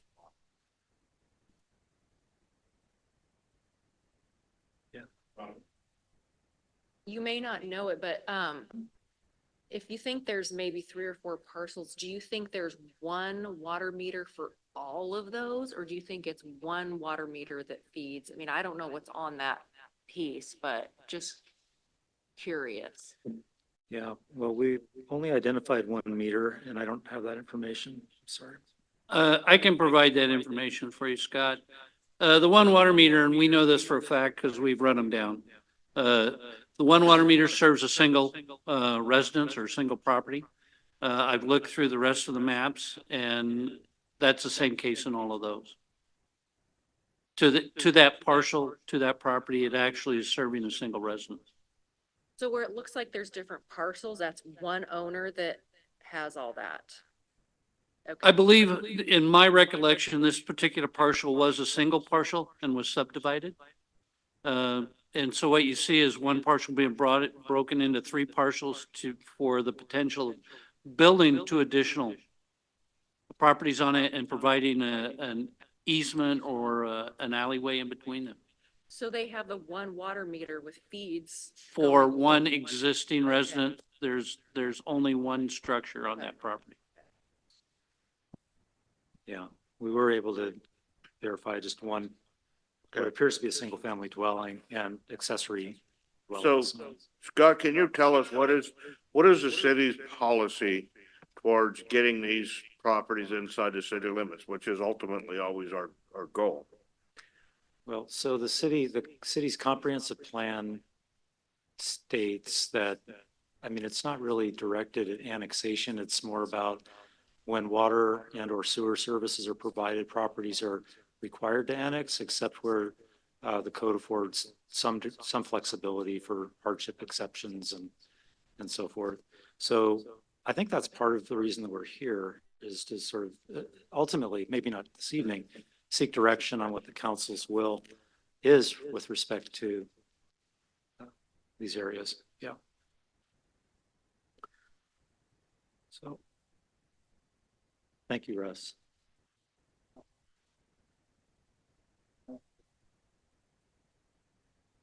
Okay. To touch bases on a lot of these properties too, having looked through the map, most of them are served by water, but some are served by public sewer. Many are served by septic, and once brought into the city, they are required to hook up to city sewer once the sewer is within 100 feet of the property. We've had several in the past that have failed and had to request emergency connections to replace the failing septic tanks, where the failing septic tanks have actually affected the neighboring properties which are within the city. And we have a list of all the properties with septic tanks that are inside the envelope of the city limits, but are islands, and not in the incorporated city. So that's a layer of information that would be helpful, I think, to be able to get a complete picture of what, what you're looking at here is, there's a reason, there are reasons why these properties are not in the city. And, if they were developing, they would be obliged to come into the city. They were, had a failing septic system, they would be required, if they were within, I think, 300 feet, DEQ rules require that you connect. But then there are sometimes exceptions. Whether or not sewer is legally and physically available is another consideration. So shall we continue, Mayor? Yeah, there's also another layer of properties that are any city limits, but don't use city services. Peace Trail Village comes to mind. They've never hooked up to water or sewer. They've been in the city since, late 2017 or so. So it's more than just these, but this is, what do we do with them? Mhm. Yeah, thank you. So the next one here on North Chehalem, it's a little bit under an acre. It appears that there are two lots potentially. The comp plan designation is, no, I'm sorry, I'm looking at the wrong one. The one on the left that's outlined in blue, adjacent to Chehalem, is one lot, a little bit under an acre, designated medium density residential. No right of way associated with it. It appears that it has a single family home, maybe some accessory buildings on it. We didn't find any water meter associated with this. We didn't look for any sewer. It's a water district connection. Okay, thank you. So there are water districts that are serving some of these. I need a clarification on this water district thing. It doesn't make sense to me. Maybe Russ, you can explain how that works? We have a couple water districts that we actually sell water to. The water districts were created outside the city limits because by city ordinance, the connections outside, they were prohibited from connecting to the city water system. So the districts were formed. We have a master meter where we sell water to those districts. Those waters then resell that water back to those customers outside the city that are connected to the water district. So it's a small water company. We've had them in sizes from 3 connections to 75 connections that they buy their bulk water from the city, which is metered to a master meter and then services those residences and properties outside the city.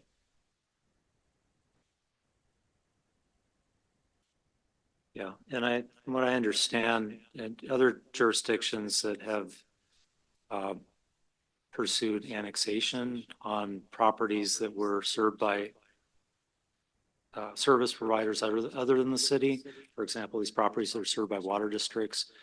Where the city is the service provider, it can require annexation. But unless there's some other code requirement or agreement, if it's served by another agency, that's not necessarily a trigger for compelling annexation. So we had a situation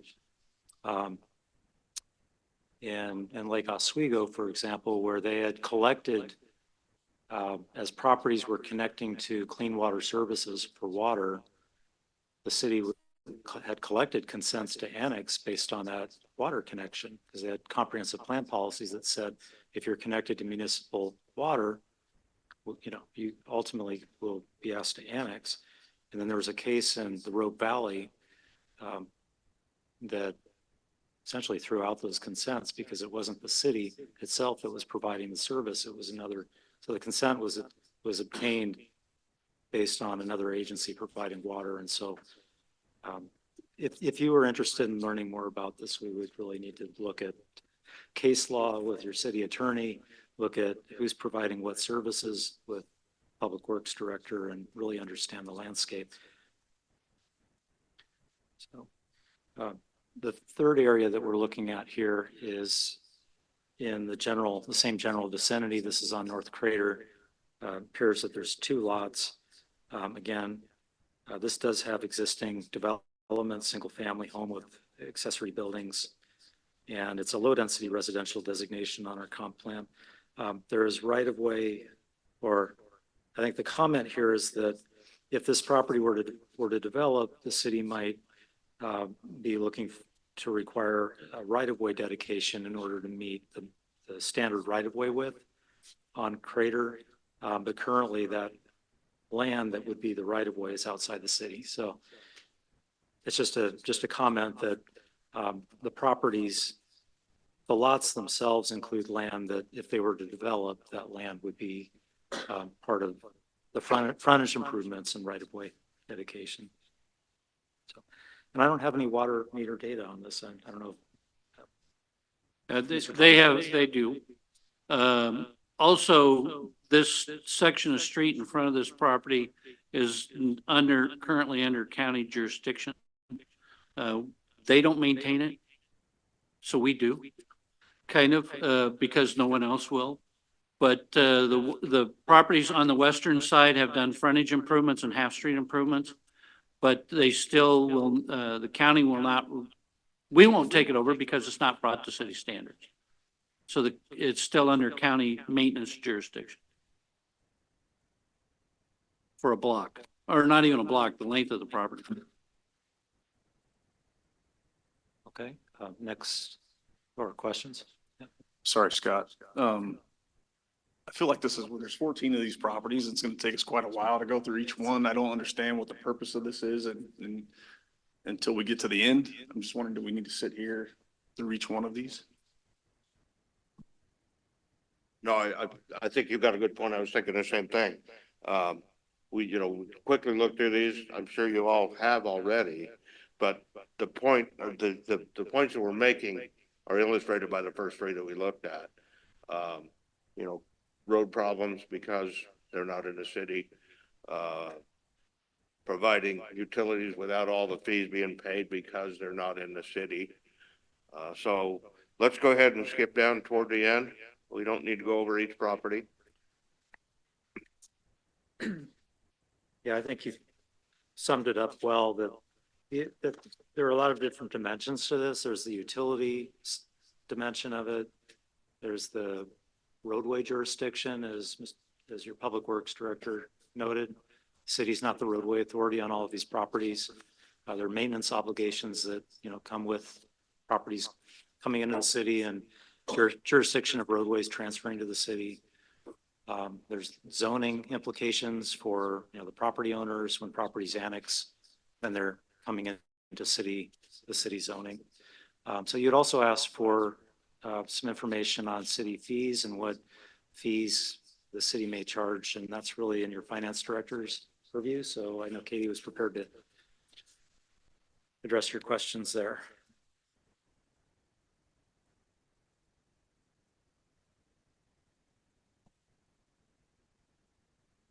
Okay, so I just put together a little slide here of the extra fees that we have on the municipal services bill. So we have the public safety fee, which for the single family resident is $428 a month. And then the communication officer fee, which is $259 a month, and the transportation utility fee, which is $562 a month. Oh, thanks, Rachel. There is one more fee that we haven't included, and that's the stormwater fee, Yes, which is $16.80. yes, thank you. Yes, that's exactly right. County residents do not pay a stormwater fee also. By ordinance, these fees are not charged by ordinance, these fees are only charged to city residents because they are considered city fees. And so we can't charge them to county residents who are also living in Newberg. And some of that justification, I think, was because county residents don't utilize public safety services in the same way. If there's a police call out to a county resident and it's an emergency, of course, if our officers are the closest ones, they respond, but otherwise it's kind of the county sheriffs that have to deal with those properties. Next slide, Rachel. So I just kind of put up here some of the Newberg Municipal Code for each of these. So for the TUF, It states in there, a transportation utility fee is imposed upon the responsible part of all developed properties within the corporate limits of the city of Newberg. So that I think is one reason why we don't charge it to county residents. For the public safety fee, this one is a little bit loosey-goosey. A reasonable connection between those who need, use, or are likely to need or use the service and those who are charged the fee. So that one, it's a little bit interpretive there, but I think it's because we consider city residents as the ones who utilize our police officers, because majority of the time, unless it's a emergency call, it's the county sheriffs who deal with those county properties. And then for the communication officer fee, the order states will be charged per residential meter equivalency per month on all water meters within the city of Newberg. So again, I think that's for city residents. Next slide. So really, I'm kind of pitching this to James because this is kind of a James question, whether or not we can change our code to include county residents to be able to charge those fees to them. So that would probably be a amendment to our Newberg Municipal Code. And then the one is an order, which I think is a little bit different than the Newberg Municipal Code, but that's really kind of a legal question as to whether or not we're able to change those to charge them to county residents who live in Newberg. Yeah, sorry, James.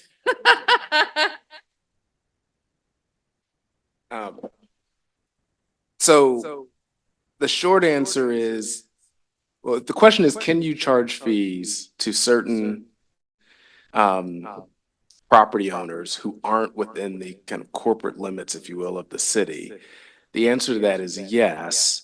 Can you use your legislative authority to do that? That's where challenges arise. And that answer is no. It's subject to being challenged, and I think that the property owner would have a pretty strong argument there. But I say yes to the charging fees in general because you can use contracts to do that, right? Contracts can be the instrument that can be used to charge certain fees. So, you know, the example that the Public Works Director brought up before with the water districts, right? A lot of that is used through contractual vehicles, not necessarily through legislative vehicles.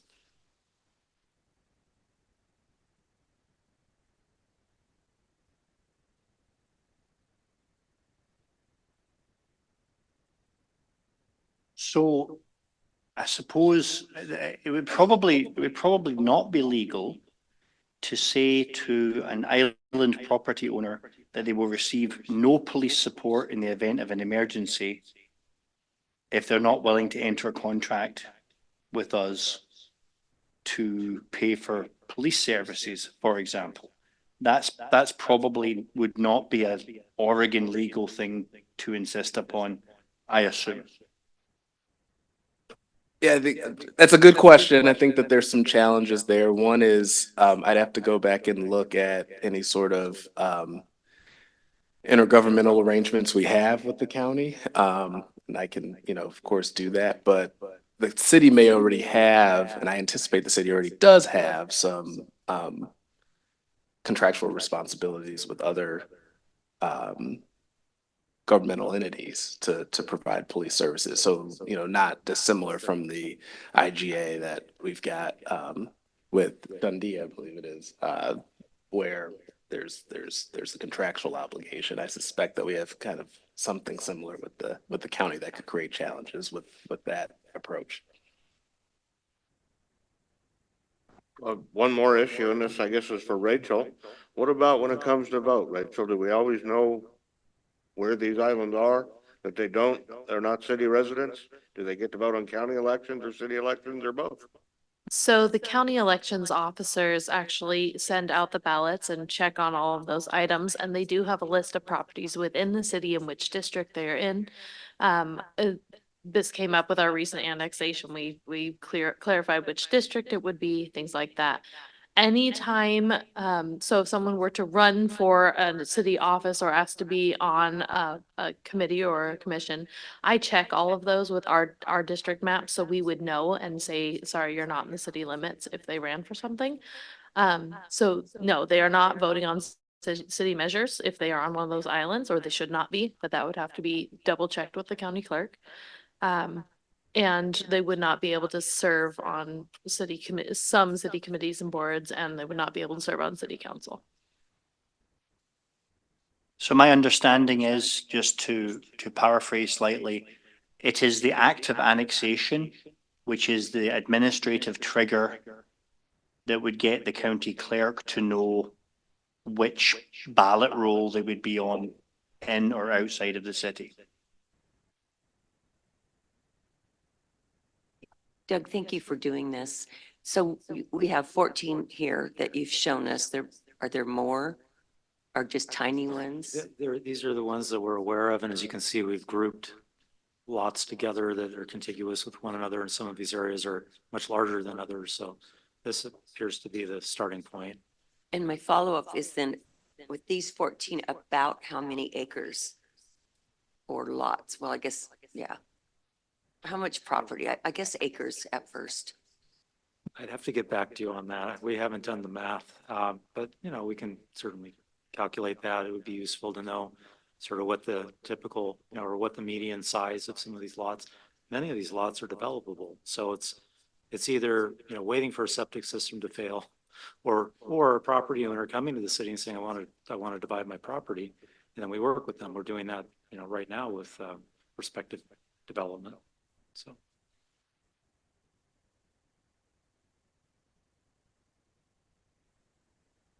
So I'm assuming that none of these people are really probably wanting to come into the city because they're gonna pay a lot more in fees and everything, but if the indication is that if there's sewer within 100 feet, you're supposed to hook up automatically? Or if there's water, is it also water within 100 feet? You have to hook up to city water, so I still don't understand how, maybe it's for another time, but how they've been able to go this long without, we can't make them, I guess, hook up, can we? Well, I might defer to Mr. Thomas on, what triggers the connection with water, but my experience is that, that threshold and the DEQ rules say if you're within 300 feet, it doesn't say that you must annex or you must connect to city services. It says that the sanitarian, the county authority for septic, is not to approve a permit for a new system if they're within 300 feet and sewer is legally and physically available. So there may be circumstances where it is within 100 feet, but for topographic reasons or other reasons, it's not physically available, or there may be other legal impediments. So it's typically not something the city would just proactively go out and connect.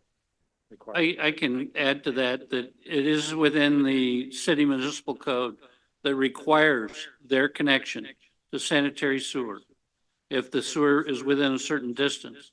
I can also say that, knowing and having visited many of these properties in the past, there are several that have the sewer on their road frontage and would cost them several $1,000s, if not tens of $1,000s, to make that connection. That's different. What makes it so expensive? The fact that the depth and the location of the sewer main on the other side of the road. Having to dig 15 feet down, cross a very busy road, say Springbrook Road, and restore it completely, is part of the cost factor that they have to enter into, the physical installation of that sewer line. Here's a possible approach if it's legal. Perhaps as each of these systems fail and they cannot be permitted with the county any longer for a septic system, and they turn to the city for services, perhaps it is legal for us to develop a policy that says that we will not do that unless they annex. Well, the city's comprehensive plan, I think it has that language. Whether it's codified, I don't know. Well, first a comment, Counselor McBride, complimented you, Mr. Worthy, on your creative ideas and solutions in connection with the Keller contract, and I'll second that because you keep me on my toes. But as far as whether the city can do that, kind of create it structured as a condition, I want to look at that a little more, but I believe that the city can. The Scott, I think you're right that it's in the comprehensive plan, but it's not codified. So there may be some steps as far as coming in front of council to get that codified, but I think yeah.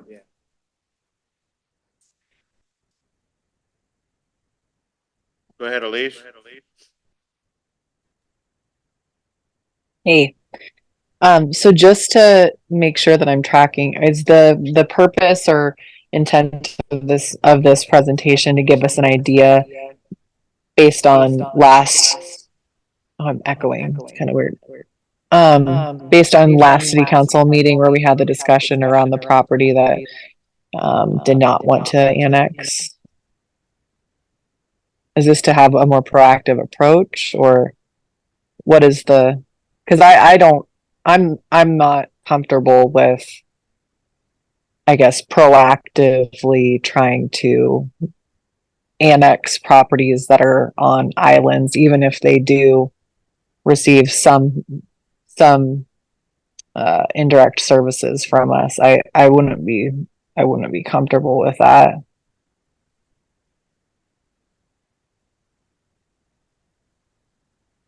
I didn't hear the full question. I did hear the end of it though.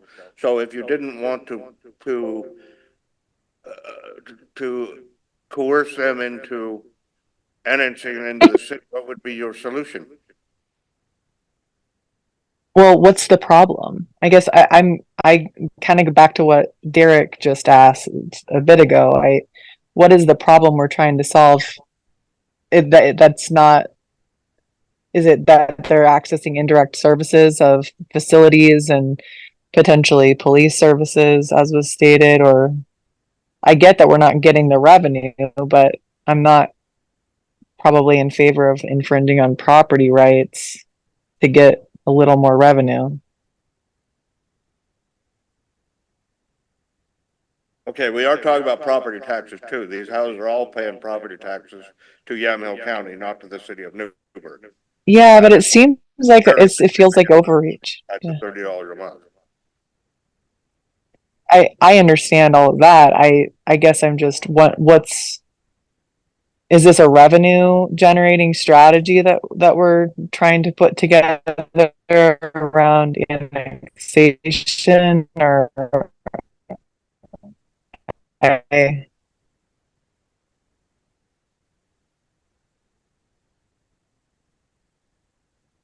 you hear me? I'm not Sorry. speaking for anybody but myself, but it just seems very odd to have all these islands within our city limits.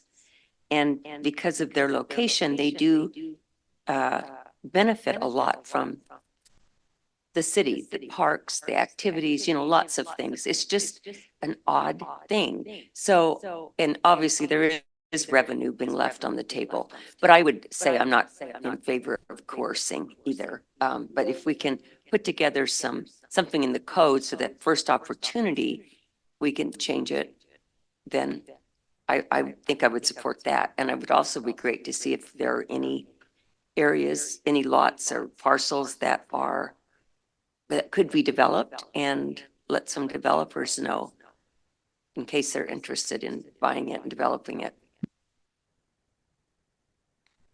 Well, I think developers, to your point, Peggy, probably already know about this, but I think the cost factor is probably the biggest thing that keeps these people from wanting to annex in and get hooked up to the water and sewer and all that.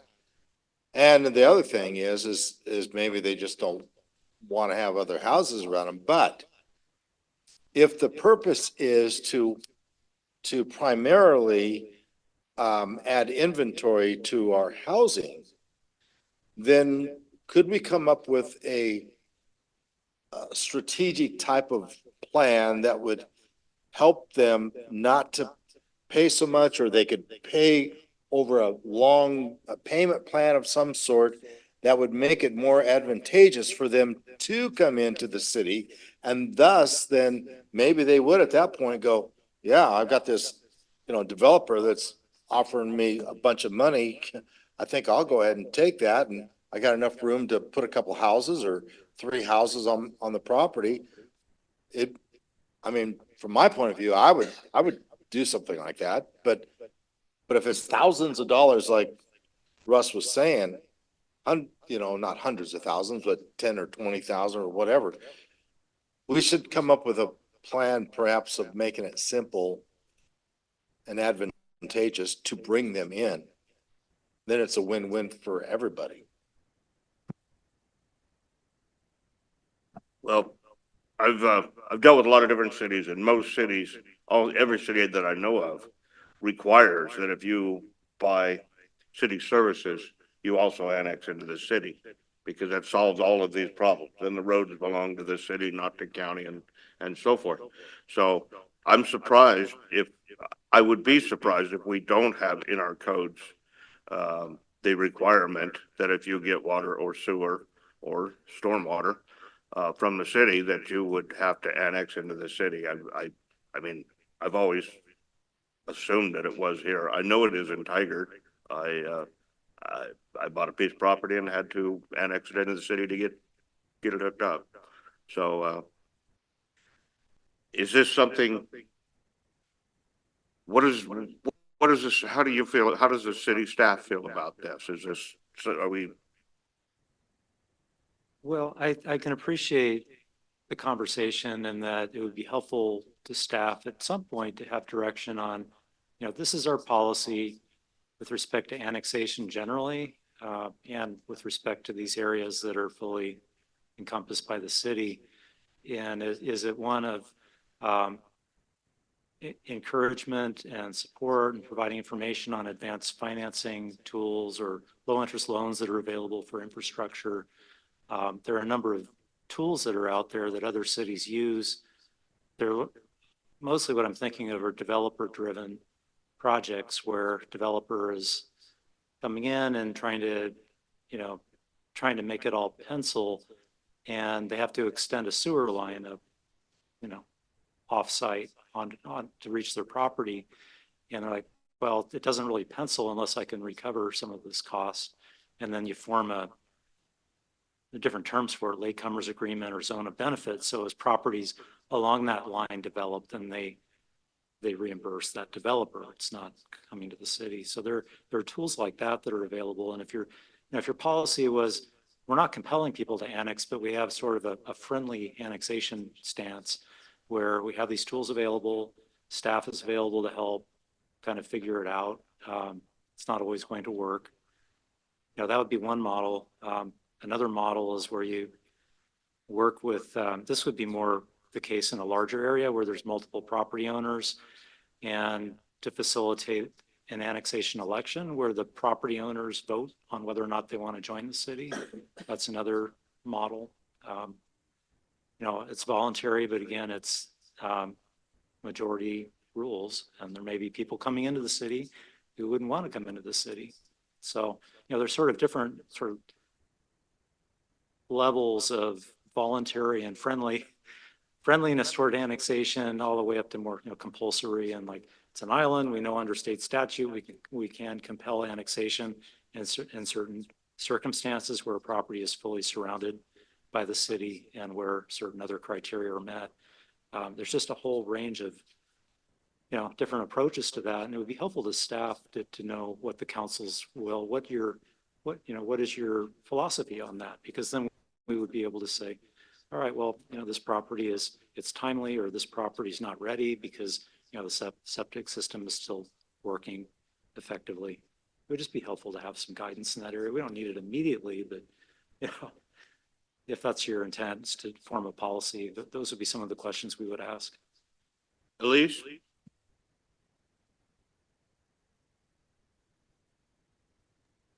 I can absolutely support exploring policy around annexation and what the criteria would be that we all feel comfortable with for that annexation to occur beyond what we currently have. I just don't feel comfortable with the more like targeted attempt to annex the 14 properties that we consider islands without having the policy really drafted out and I would be really interested to know with these properties what the feelings and opinions of the property owner.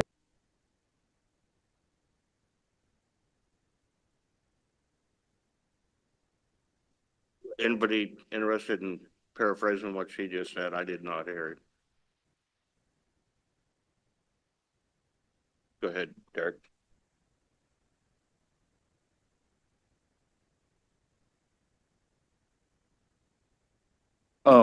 Is it possible that maybe staff can contact some of these, parcels that are maybe potentially buildable and make them aware of potential CET funds that could be available if, to your point, if the goal is to bring in housing, that maybe that would help ease some of the cost of running pipes, or I don't know if money can go towards annexation because you are going to be adding living space to, different plots of land.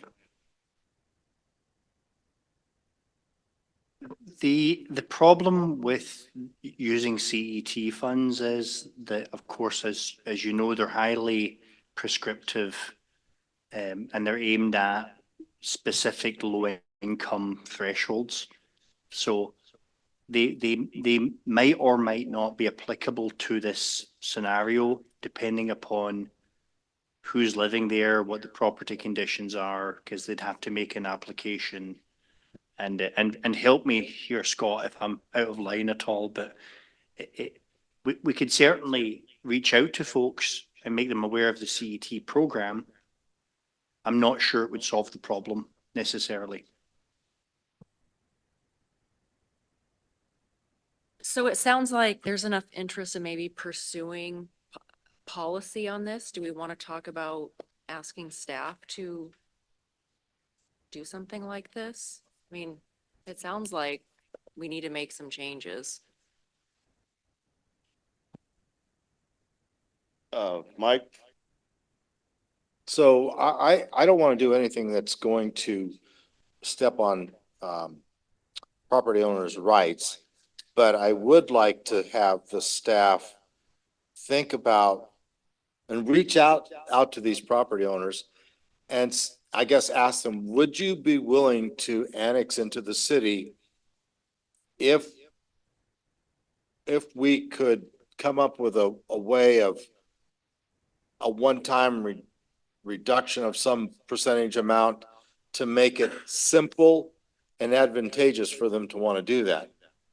And because then I think the next step would be logically, somebody's going to approach them and say, hey, I want to build some property and houses, and that helps our inventory. So that's my personal feeling. I don't know how the rest of, council feels about it, but that's what I'd like to see the staff moving and first find out if they want to do this or not, the property owners.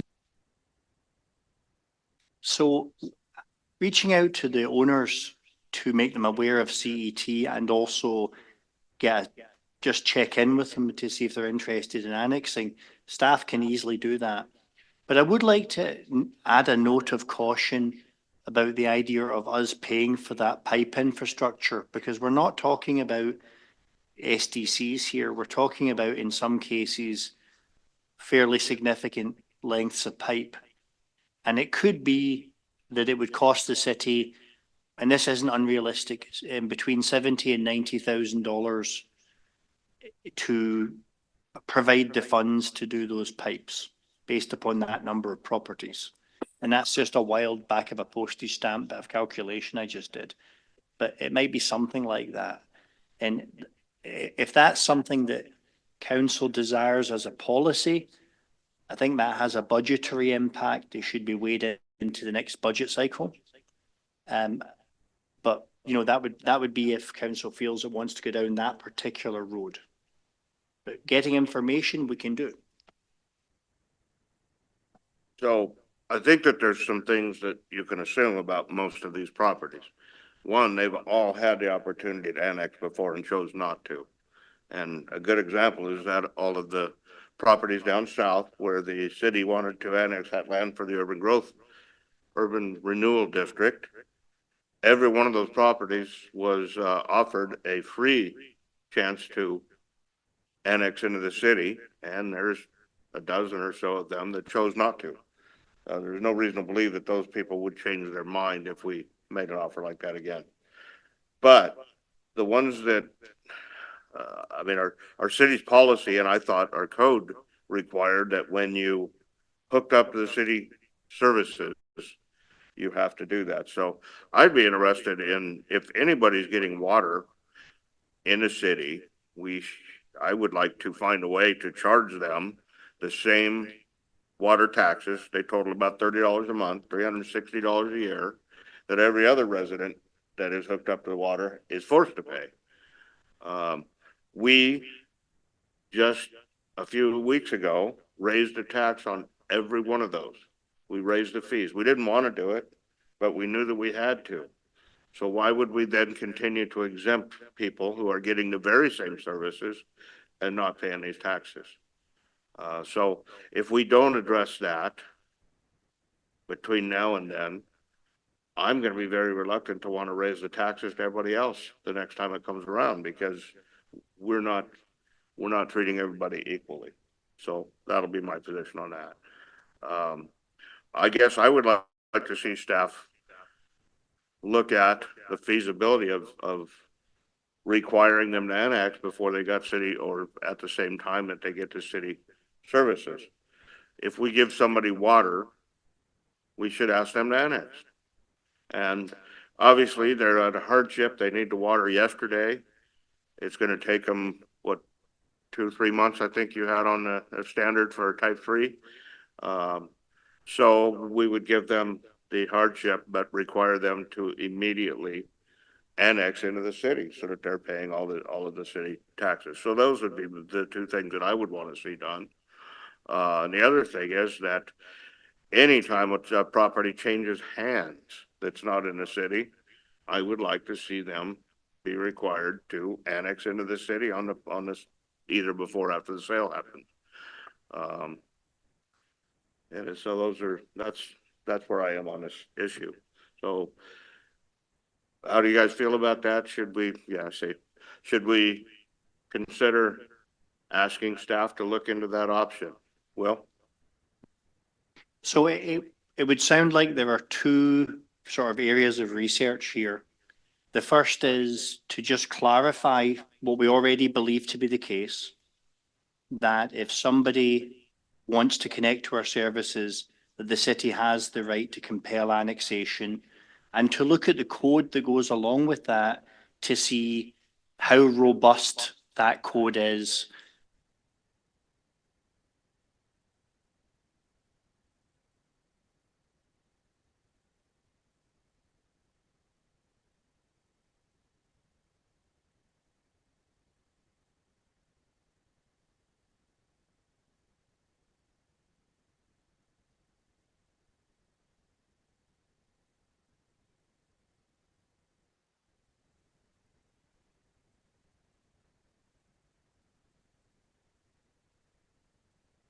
Oh, might I suggest, Mr. Mayor, just a motion to that effect of reconsidering both motions from the July 3rd meeting, and then having council conduct a vote on that.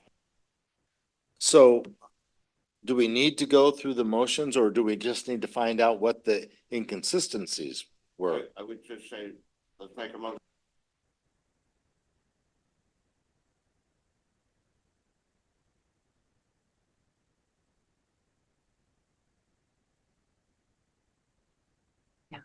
I move we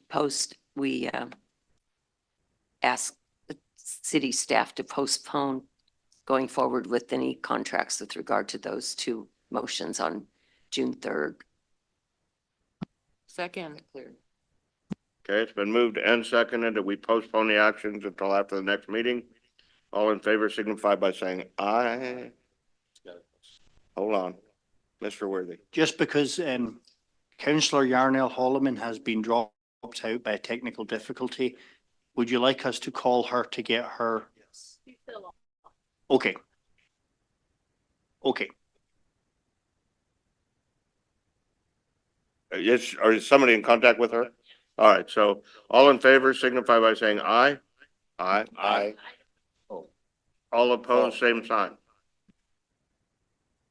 She's checking to see if she. Let her know that, can you summarize the motion? Thank